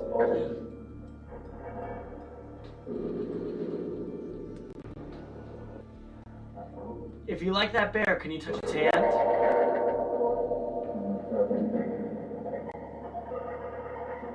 Do you like to play pretend? Sometimes. Dogs, be quiet. Hope you guys can't hear And them. it's also the same deep voice a lot of the times. Do you like the toys we brought you? Do you want to play a game? Sure. How about Skippo? What game do you want to play? We'll run and hide. Do you not want to talk to us?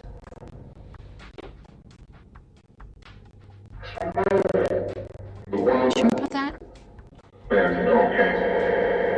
There's no hate. That's why I said there's no one. I couldn't tell the last game. I'm feeling that whatever is up here is in that bedroom when we first walked in. What is that? Hey, yes, you feeling that? What? You just feel the shake that just happened?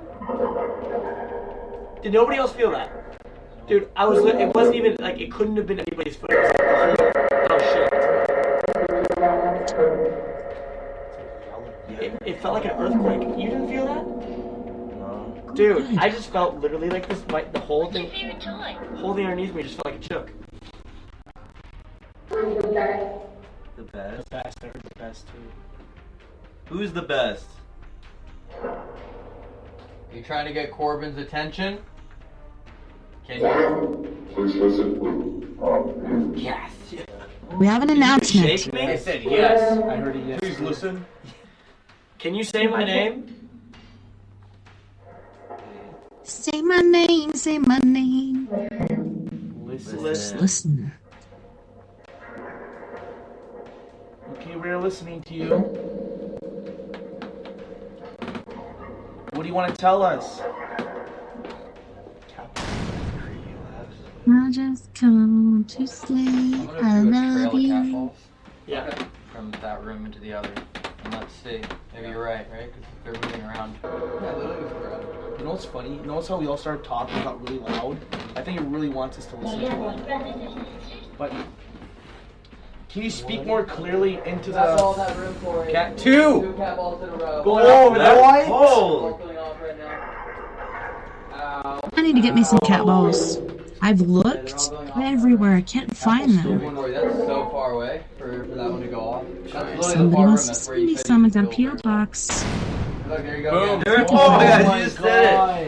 it. Yo. You make that happen. Cat balls. You going, Corey?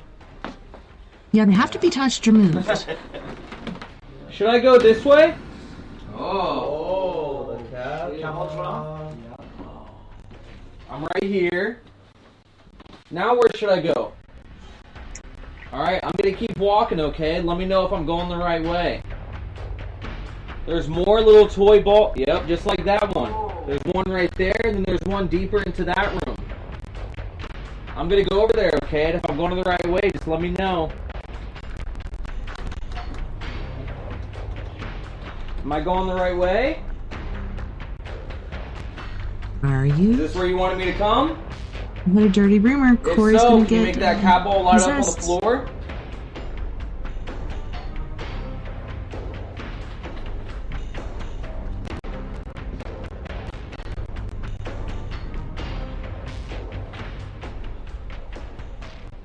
Can you knock back to me? Ready?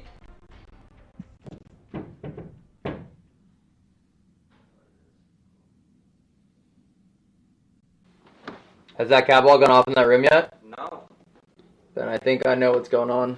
What's going on? It's It's not the room, it's just drawing attention. Look at what I put the cap on.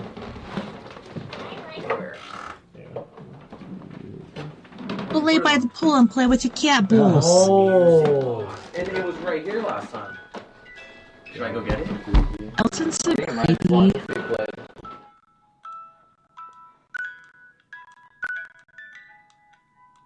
Merrily, merrily, merrily, merrily, life is but a dream. Row, row, row your boat gently down the Maybe they stream. want us to bring this into their room.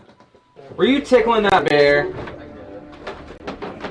That is cool. Don't poke the bear. Don't tickle the bear. Just don't poke it. That just confirmed. It just confirmed. Corey just asked, "Were you tickling the bear?" And Hey, you like the bear? Can you hold his hand?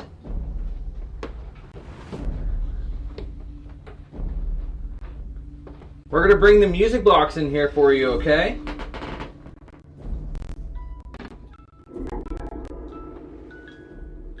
Gently down the stream. Merrily, merrily, merrily, merrily, life is but a dream. Oh, you've been hearing louder? I can hear that a little louder. Yeah. what is that? Yeah. What is that? Can you touch my tummy? I can make the music louder. You tell me where you are.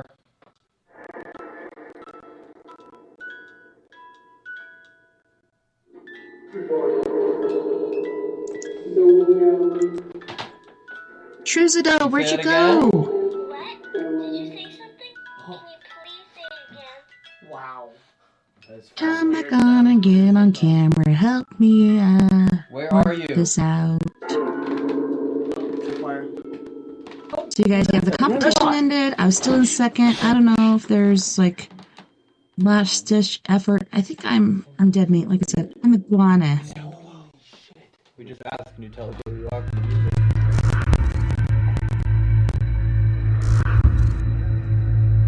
We're going to the main floor where we already believe a demon exists. Decide to split into two groups to investigate the basement and the other bedroom first. Nothing will mutually happen besides what you are about to see. With Corey's group, the extended version of this episode is over 3 hours longer. Available on patreon.com. Give your money! But yeah, like I said, I think Corey Scherer gets possessed.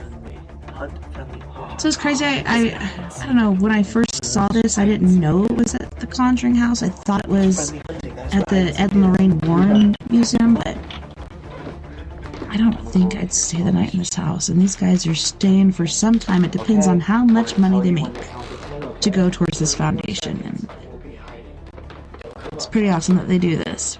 Plus, everybody. So go over there and subscribe to the Fuck It List, aka Overnight. Let me go over here. Right here, Overnight. Go subscribe. For every subscriber, they will plant a tree. Fine. Can you finish this?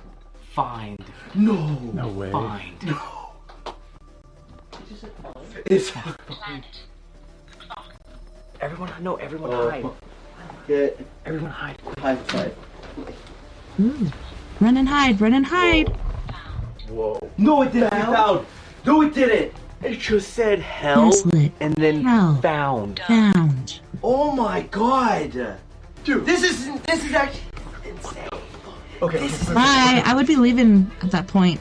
You found us. You freaking found it. Wait. How can we say, we want to play hide and seek with us, right? Should we say we're going to play hide and seek with us? Hunt, friendly, right? We get up here, and then what did it say when we got up here? Find. It's like you said, I was gonna find Yep. us. And then as soon as we hide, found. Found you. But right before it said found, it went hell. So there are two. I think that there is the little kid spirit that we're playing with. But I think that there's something either evil or like an adult, something where it's just messing with us. 10:10 p.m.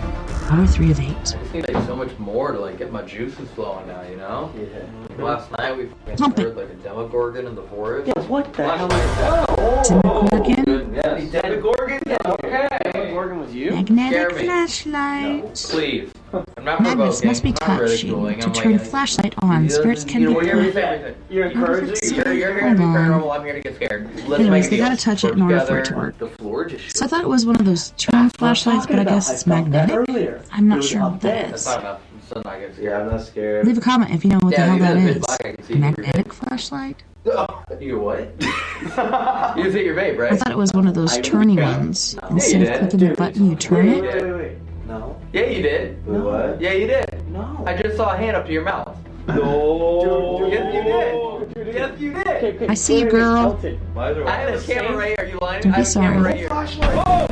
Ain't nothing to be sorry Same thing. about. Right when you said that, I looked over at Jonah, and I was like, okay, Logan's there with them. There was somebody standing right behind Jonah.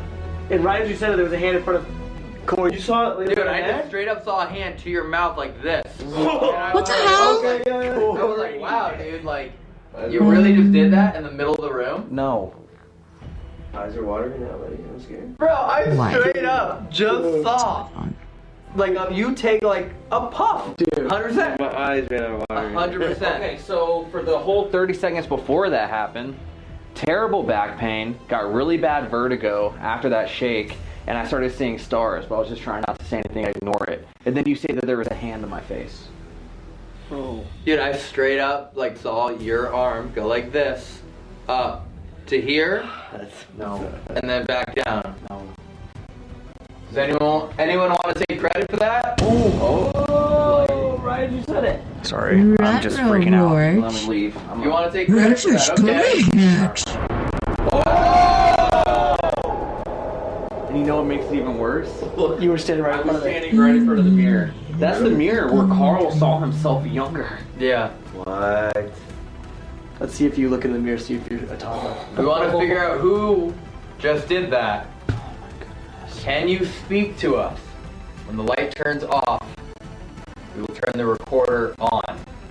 And no one will speak until the light turns Don't back speak. on again. That's what you're saying.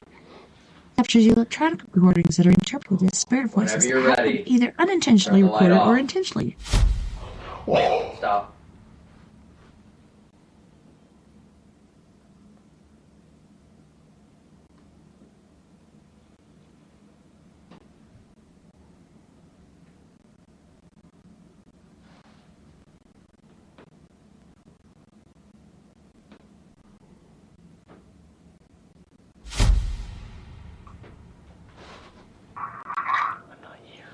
What'd you hear? I heard him.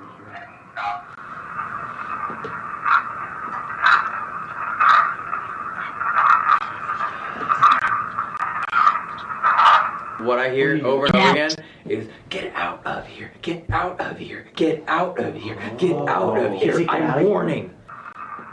Get out. I'm warning. Get out. 11 p.m. Hour 4. Don't ask anything, just hold it. No, ask. Wall the mirror. Okay. Well, that's cool. Like the way, Jono, tilt your head wherever you just did. Well, that's like a perfect scrying mirror. I know. Yeah. Whoa, wait, the flashlight just turned. It What do you moved. mean? What? It moved. Oh, it did move. It moved. What do you mean? It moved. See, Yeah, that's what I thought. it You was facing turn it. directly at me. It moved. It just turned towards Turned to Corey. the left. It just turned right to Corey. Corey. Wow. In front of buddy. the mirror. Dude, it literally just turned We right want towards you, you. Corey, Holy Sheriff. shit, dude, I Corey, know it was facing right at me. It literally just went right towards me. Well, that's good. I really want you to do that, Corey. Alright, you guys ready? The left, Yep. Corey. Yes, sir. Alright. 3, 2, 1. Who am I talking to?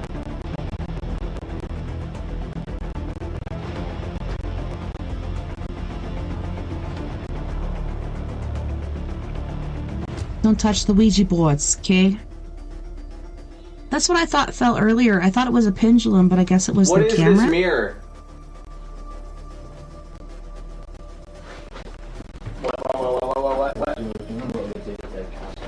What? You alright? Okay. I go outside? Where's the door? Where's the door?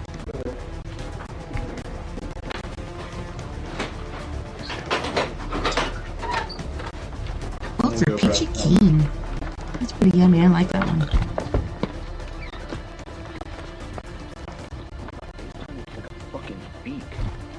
to like a fucking skull. That's what I fucking saw in the That's exactly what he said. Shut the That's what I fucking saw yesterday. Shut the like a fucking crow. Yeah, like a fucking straight on my face, like nose. From 2 separate mirrors. 2 separate mirrors. Okay. He saw the scrying What the mirror? crap? Okay, so Save that mirror. my face turned into like a fucking beak, like a fucking black crow. Okay. And Oh, I'm it's like the okay, plague. what the fuck? And Plague then doctor. this whole side of my face disappeared. Plague it's only this face that's doctor. still It's here, not a crow, it's and a it plague turns into doctor. a skeleton. And then the entire mirror starts going like that, which is what fucking happened when we were at the castle and I almost blacked out. Oh, man. That was one of those, I'm not doing this. Dude, oh my god, when you said fucking beak, I just got full fucking body chills. Because that's exactly what you Dude, saw. I literally, it's written down on paper. Like, I described exactly that. That is... you alright? Uh-oh. Come on, Corey. Hang in there. Fuck, man. I don't know if you know, but Corey's been haunted by the Shadow Man since he was a kid. And then his little brother started seeing it when he was on investigation a while back, but... Oh yeah, something's in him. It's making me feel nauseous. Really freaking got him in there.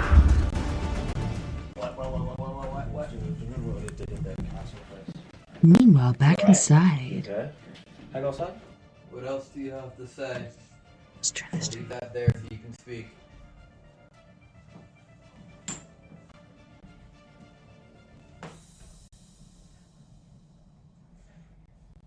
Push off the light.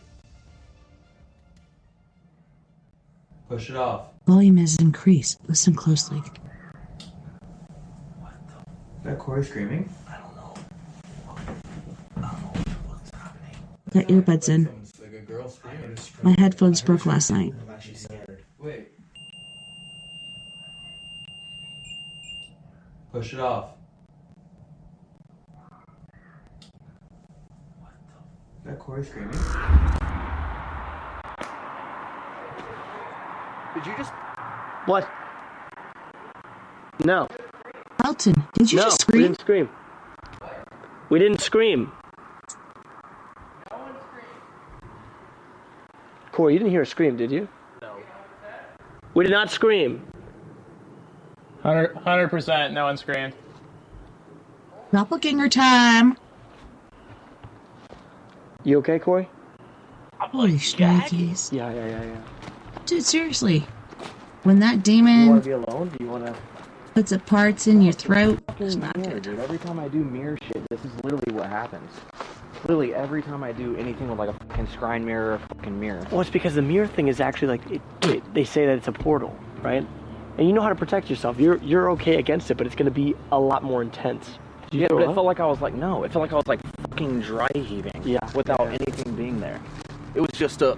but nothing. Because that demon is in your Turning throat. back over. Oh my god. It's trying to You get feel it down again? inside you and possess you. Possess, but possesses. It sounds funner. But it's like you're Poor not Corey. throwing up. It just makes you feel that way.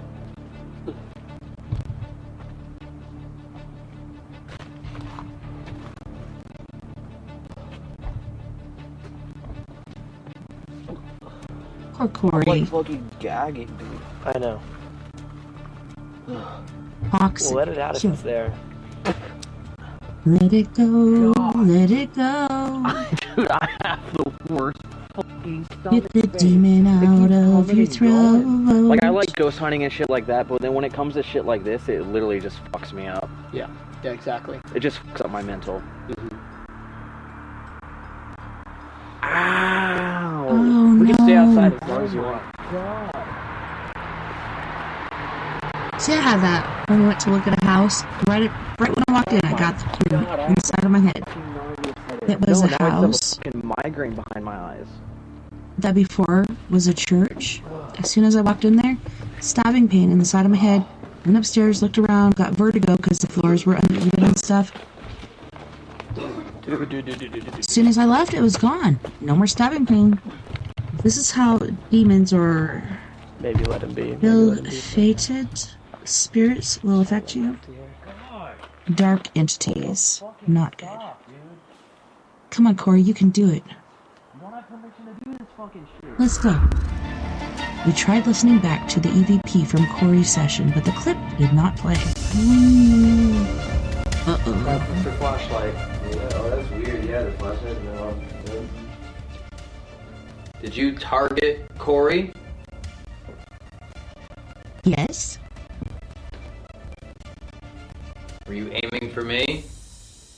And he was between us? Oh, wow. Wow. Let's find out. Corey and Elton are really close. So I can see if I was going for Elton, which it said his name earlier. Me, Elton. I don't know if you saw that at the beginning, or but... purposefully aiming for Corey? Or is that your tactic to do both? You know, the only way to scare me is to harm my friends.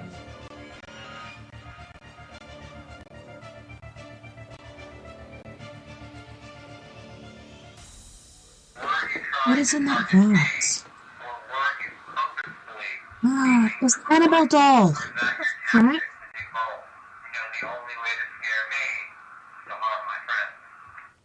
Is that actually the That is the Annabelle doll. They brought it with them? Your neck? Yeah. What the frack? That ain't no joke, boys and girls. You know that it's just right now. They're just trying to play with you here. Trying to mess with Corey. I don't need that. I'm mad right now. I'm fucking pissed though. Well, because something got to you. That's why. Because you were mad. That's like somebody punching you. Of course you'd be mad. Be furious. I just fucking hate See, shit Corey's like got this. that It looks stance, so now ruins my he's whole using it. night. Like, I'm pissed right now, dude. Yeah. Seriously, this whole trip has been going fine. We've been getting great fucking evidence. You don't have to fuck with me. I didn't say you. This whole trip is what? And it's literally only because I looked in that mirror. Yeah. That's the only reason even this just fucking happened. Well, let's just not do that anymore. Let's never go back to that. No more scrying mirrors for you. No more regular mirrors. Nothing while asking questions.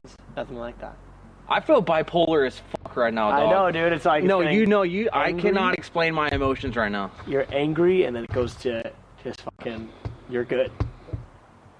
And you're happy, and then just immediately angry. He's just feeling really weird. He's feeling kind of bipolar Really right now. weird. Feeling really weird. Stupid bipolar right now, bro. What does that mean? I'm going through like 5 emotions every 20 seconds. It's like Colorado weather. If you guys didn't catch it, Silverton, another Bigfoot sighting. Guess what? Don't believe in Bigfoot? Bigfoot don't believe in you either.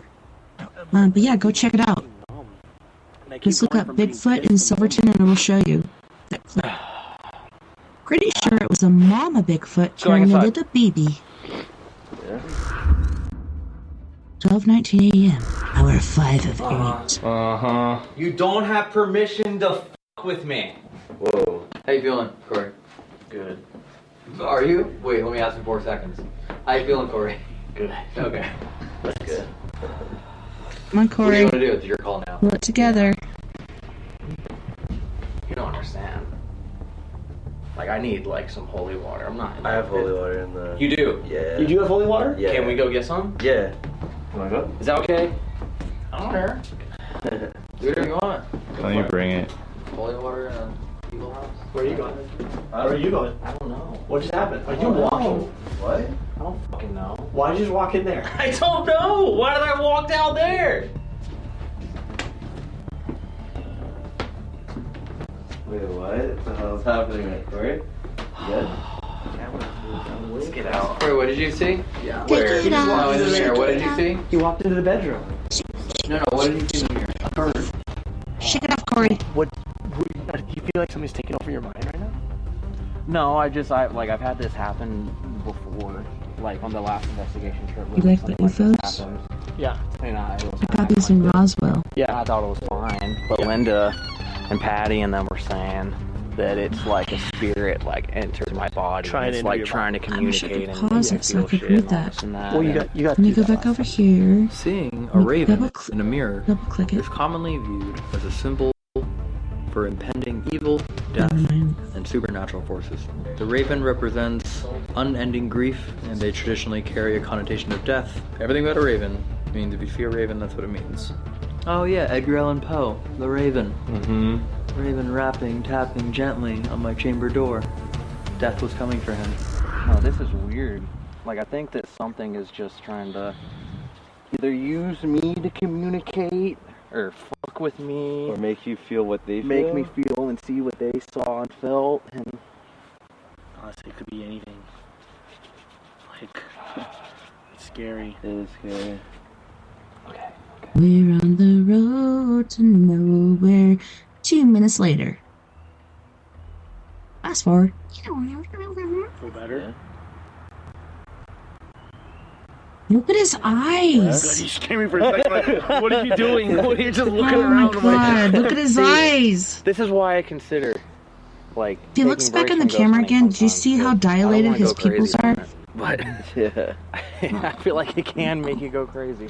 That little 10-minute episode I had was literally convincing me that tomorrow y'all were going to take me to a psych ward. Mm-hmm. You know, I'm trying to act normal right now, but I'm just feeling weird, bro. Corey. Act how you want to act, I don't know, do you? Whoa! Whoa, don't do that! Whoa. Don't do that! How did you do that? How did I do what? Don't do that! What? What happened? Don't do that! What? Holy shit. What the fuck? What happened? He's totally tripping. What the fuck, Corey? Oh my god, I wonder if his face changed. What? Your fucking eyes rolled to the back of your head and it was all white. Ah! Like that's a fucking thing I can do on command? I got goosebumps. I just saw your eyes roll to the back of your head and your eyes were just fully white. Elton starts talking. Oh my And god. he like Bad turns his head goosebumps. like this or something, and as he does that, his eyes just go, and it's just pure white. I just want to feel normal right now. I know. Come on, Corey. We were saying Come on, if only I Corsair. had fucking black contacts.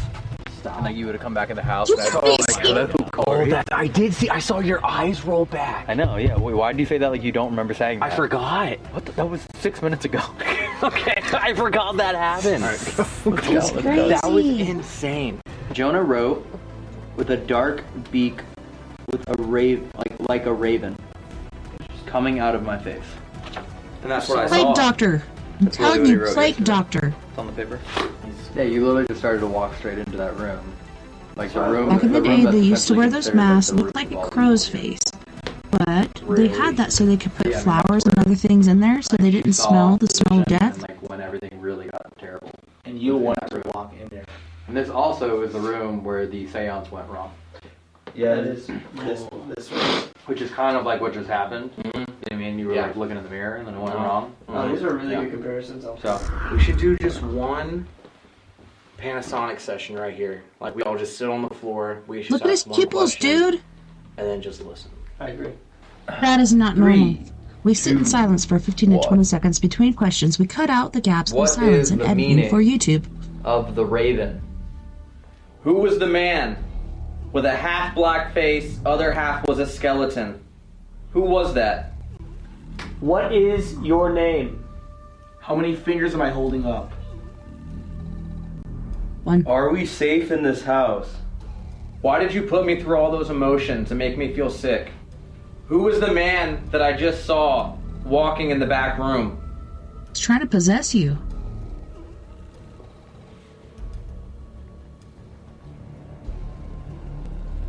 Holy shit. Did you What is just see that? that? What is that? Did you see that? What? Did you see What? that? What? I heard. What? See? What? What is the fuck is Did you that? see my that? God. Holy shit. I know. What? What's the light? I have a light. You saw that? Yeah. Yeah. What is it? Yeah. What is it?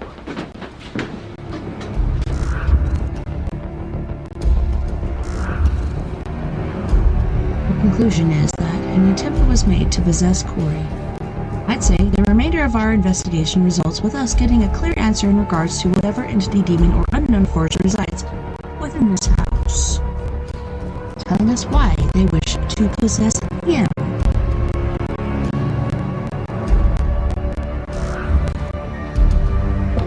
How does the spirit talk to the person? Did you speak? It's like like an Ovilus, yeah. It's on my phone's on airplane mode right now, and it's basically an Ovilus. Is there anybody in this house right now? Is there anybody out there? Always. Always. Oh, always. That was pretty decisive. If you are always in this home, where do you stay? I'm just gonna. I'll be back. You alright? You alright? Yeah, I'm just gonna put some holy water. Look below. Basement? You Oh, said the where basement. Where do you stay? Look below. It says look Supposedly below. there's soldiers That's not buried in in the the basement, in the What's walls. in the basement? The walls. What are we looking for? Harry Balzania? Justin. Yeah. He needs to Sorry, I have to sage. I have to cleanse my area. Justin, is the same thing that happened to Corey happening to you right now? I have a really bad headache. And my hearing is really weird. I wonder if he's hearing's hearing weird? buzzing or ringing. Are you I okay? have that tinnitus all the time. It used to be only when spirits were around. Now it's constant for the last 3 years. Right now by the Yep, it's spiking So on am the I. Ouija board. Dude, I think they're just fucking with everyone and draining A Ouija everyone. Because we kept saying the whole J2 night how we're so chill and EMF not that meter scared. picks up on spiritual energy that covers frequencies from 50 to Below 20,000 us. What's beneath us? HMZs. Or megahertz? A little bit better. Oh, this thing's really smoking. Godfrey. Godfrey. That's a name, right? Godfrey. Yeah. I'm Gilbert Godfrey's the Godfrey. adult, and then obviously there's the child spirit. That's what we felt like all night. We've just been communicating with those two upstairs. This thing's really on It's just been fire. constant. The kid and the adult. The kid and the adult. I don't know why Godfrey to me sounds like almost like a comedic name. Like Gilbert. something evil being like A pseudonym? I'm Godfrey. Like ironically The calling sage himself is on Godfrey as well. fire. But then that's just how the app picked it up. Or he's God free. He's free of God. Yeah. Something evil. Mm-hmm. Doesn't need to abide to him anymore. Is there anyone in here? Jack. Jack. Hello, Jack. Hey, Jack, could you show us where you are in this house right now? Could you make one of our tools go off or knock? Interesting that the K2 went off Yeah. That right one there time. by the Ouija board. Insight. Felt insight, like it's in like Oh, it's like insight to yeah, something. like you have like Gotcha. a good point of view into something. Do you want us to use our insight, our information from the last time we were here? Inside? How about The last one we were outside? talking about was the floorboards, look below, the basement, the crooked neck lady. Yeah. I mean, that's literally Yeah. where we left off last time, and we kind Crooked of neck lady. didn't even Acknowledge it. really acknowledge that at all since we She got got hung. here. Yeah. You could either do that or you could go into the insight on Dan's theory again. Yeah, which they kind of correlate together. Still smoking. I'm not trying to put it out. Is there a Liam here? He may need some Where's Liam at? particular set of skills. I will find you, and I will kill you. Why do we always hear footsteps where we aren't? Yeah. Like, I've never heard footsteps on the same floor. It's No. always above or below. Because it's just what happened to us. Yeah. Whenever we went up there, they were down below. Whenever we went Us down here, they below. were up. Almost So as if they were, like, avoiding us. As above. This was Are you over here? Bench. Bench. bench? Bench. That's the couch right there. Wait, the bench is right here. Oh. Oh, shit. Is that where you are? No. Oh. So you're sitting on the bench. Just testing. I had a weird feeling to come in this room. Guys, I was like, I feel like I should just be chilling in this room, and sure enough, it goes off the other side. something on the other side of Elton. It's going from the I think bench. there's also a little bench right here, too. Is there? Yeah, I'm pretty sure right in front of me. I can't tell because of the struggling light, but I think there's a little bench right there. Are you in the book room? Guidance, tell us where you are. Are you sitting on the bench right there? Nana. Nana? Grandma? Yeah, Nana. How you turn this one on here? Is Nana sitting on the bench? Pagan. It didn't even say it. Pagan. What does that mean? Pagan means like a religion back in the day, like way back. Oh yeah. Pagan. Does that mean that you were here before anybody? Are you here from the land? Before this house was built? Oh, what the fuck? So yes. What the fuck is happening? Yep. What's going on? It's fucking spiking. Yeah, what's going on? Yeah. Is that right? Are you Native American? Oh, fuck. You have like 3 rates. Look at it. Strong reading right here. Almost there. You native? You're doing a good job. You're doing a good job using this device. Where it feels like just so still to me in this room now. Really? Understand. It really feels like I'm just like in my bedroom at home. Like it went. You understand the words that are coming out of my mouth. Weird feeling to come in here.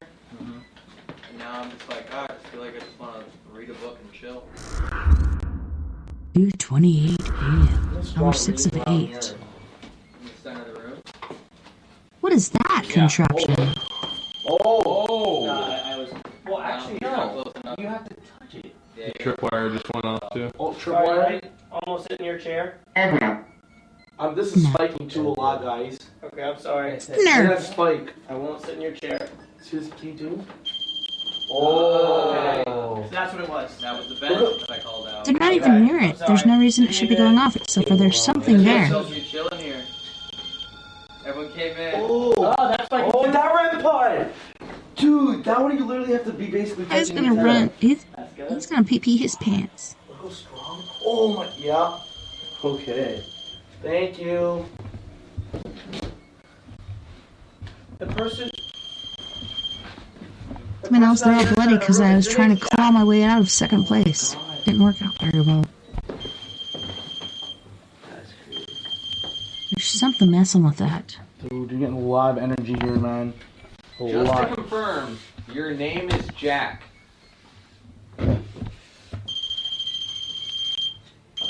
Oh, we're talking to Jack. No. I think it's a yes.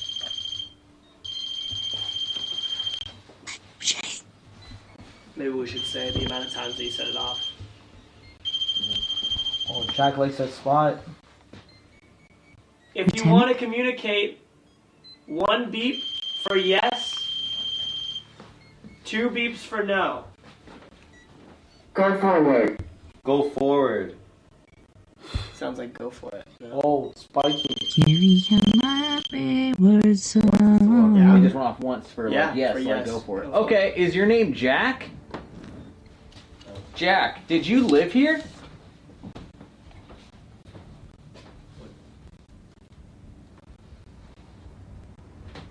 I don't know why. I feel like soon all 3 are gonna go off at the exact same time.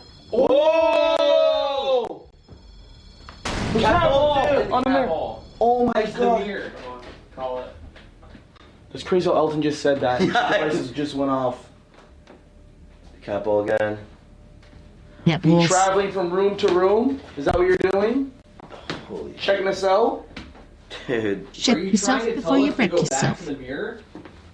Chickadee, check yourself before you break yourself. I feel like you left. Does feel like Yo.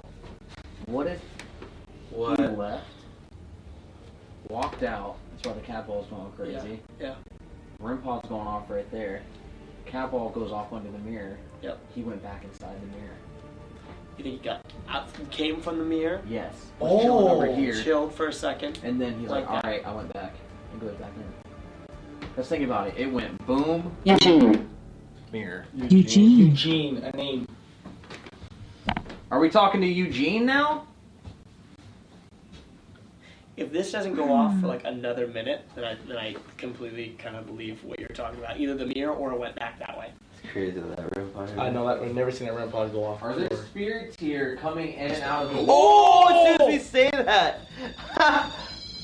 Thank you. Corey, Corey, I've never. we literally just said that REM pod like never goes off. It starts going off. And I said, are there spirits here coming in and out of the Ouija board? Yes. Green. So it's the Ouija board. Snatch the wig. Yeah. That means somebody close. Hello from Are there more Este than Colombia. 5 spirits that come in and out of that Welcome, Ouija board Yazid. in this house? Look at my brain. Oh There my you go. God. Wow. Are there more than This is 10 secret. spirits? This is a secret. Whoa. That's a big Secret? Secret. Are there more than 10 spirits that come in and out of the Ouija board in this house? Someone back. No. Someone back here. Oh shit. I was just gonna point and then everything's going on. That's crazy. Like, who's sitting there? Someone that keeps coming to the chair, sitting and leaving.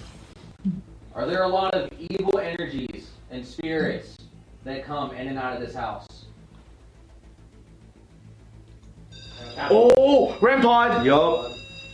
Telling you. There's a cat ball there too. Evil energy. And there's also like a cemetery right up the road from this house. Children. And like I said, soldiers Evil buried in the children? basement wall. Children's. Yeah, evil things Gather for baby round. children. Okay. I literally said that was a guy here. Yeah. Like, they just freaking out to play games with them. Yeah. Where are you born?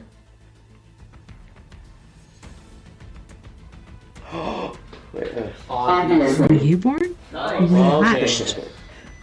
Oh, Yeah. Obviously. where you born? Obviously, come on. Are there any messages that you need to tell us or want to tell us? Make any device go off for yes. oh, REM REM pod. Yup. 3:08 a.m. Hour Does it 8 get of 8. scary in this house when people use the Ouija boards? Charlotte. So many names. Oh. It's not just me. It's not It's not just me. Whoa, Charlotte, are you here? It's not just me. So many. And it's saying all these other names. Yeah. Justin just said, I feel like there's a bunch of people in the other room just watching us. And the REM pod just went off. Wow. Holy shit! There's a bunch of people over there. Hey, what's that? Oh! There is. I know. I just have like a feeling there. Chill. Oh! Okay. Cat ball going in. Cat ball. What did I say? Cold. Hole. Like twerking on top of it, or what are they doing? There's a bunch there. So you're back. 4 devices just went off in 5 And your seconds. front. That's pretty incredible. Tripwire. REM pod. Yeah, everything's going off now. Everything. So are you all back there? Come in. Charlotte, Jack, Eugene. Come on in. Wow. That was crazy, man. Do you want us to go into that room with you guys? The children sing. Children sing. Ooh. The children sing. Hey. Okay, supposedly Y'all literally just Bathsheba heard Eugene, stabbed the children in the back of Edna, the Jack, head you're and like, killed "Come on them in." with a needle. Yeah. When we already established earlier that they're just pretending to be children. Yeah. Yeah. And you guys are Creepy just like, demons. come on in. They're not real children. I don't think they're real children. But it's working. Yeah, it is They're actually. getting you guys insane. Look at that. Yo! Yeah, They're not boys. real children. They're just giving you these names to be like, oh, no, my name's Jack, not Lucifer. Oh, we're not playing. Yeah. Oh wow, there's a name. Okay, this is weird. Elijah. Elijah.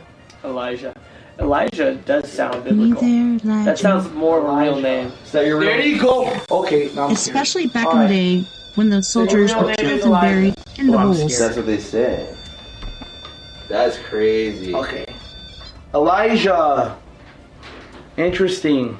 So that's your real name. Calling me a little. Oh. So you Where is say.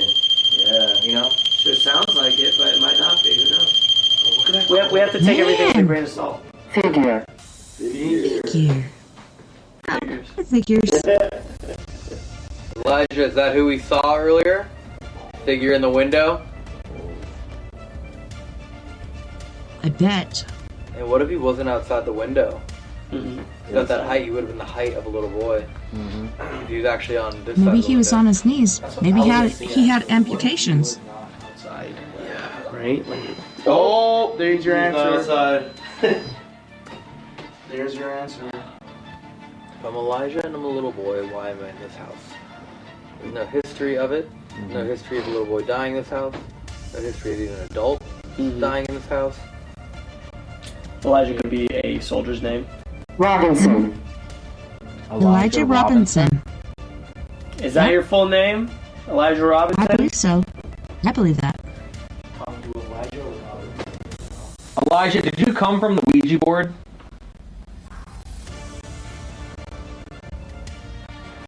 Is it true that people were in the walls? Doris.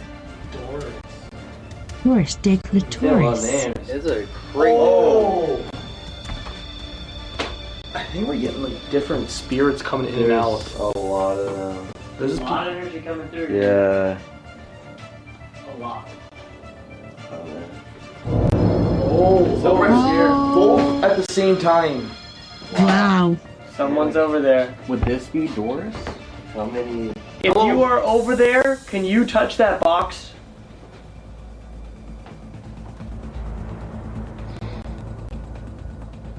I like genuinely have no idea what to think of the situation. I'm so confused. I honestly think just spirits coming in and out, and I don't know how they're doing it, but It's probably the portal. I feel like they're just Yeah. fucking with you. Yeah. I think it's like upstairs they made you go up, downstairs they made you go up Yes. the stairs. I And agree. now they're just like, oh yeah, Elijah, Hey, Doris, yeah, Dear Elijah, Edna, do you have Nana. hairy They're just toenails? like completely just fucking with The us. knuckles. but also Yeah, the red. honestly, it feels like Yeah. they're thinking, right now what they're doing is what we were doing earlier. We were just like, oh, fucking goofing around, and then here they are. They're just like, oh, you're doing this, and you're doing that, you're doing this, you're doing that. Okay, so I have to say at this point, the place where this little library is in this video is a place where they used to do seances and such. So that's pretty damn creepy. But yes, like I said, TGIF or F, I don't even know why I said that. I think that is Friday. No, the Fuck It List. TFIL also has the channel, Overnight channel. So TFIL, they go on different adventures and stuff. Check them out over there. It was a very, very, very freaking interesting. And then also, oh man, there's all kinds of messages over here. Jan. News. This channel, the Overnight channel, is more of their paranormal instead of adventure channel. And as they did tonight, they go in and they do some creepy ass shit. Anywho's, I want to thank everyone on Spreaker for joining me this evening. Those of you on Facebook and YouTube as well as Twitch, please hang in there. We'll finish the video. But thank you so much once again for joining me tonight on We Are Paradox Media's Late Night in the Rockies for Storytime with me, TessaTNT. Thank you to all of our friends on We Are Paradox Media's Facebook, KPNL Radio, eTalk Radio, Twitch, YouTube, Twitter, Spreaker, iHeartRadio, and wherever else beyond the Omniverse you're listening tonight. I had a wonderful time, and I can't wait to do it again. Next weekend, it's going to be a surprise. I'm pretty sure we're going to have a psychic on. I need to get back a hold of him. I kind of lost him in my messages. I'm going to get back a hold of him. After that, of course, we have story time on Sunday, so make sure you tune into that, because this book has been pretty good. Don't forget, we're all in this together. Together, we can make the world a little better, and together, my friends, we are Paradox Media, because without you, there is no us. Until next time, night, love and light to all my friends out there. You guys are kind of like my family. Until next time, keep safe, keep cool, don't blow your top. Just know you're going to be okay in the end. Have a wonderful rest of your week. Please don't work too hard. And I will see you back here. Same crazy time, same crazy place. Also, thank you for listening to We Are Paradox Media, because without you, there is no us.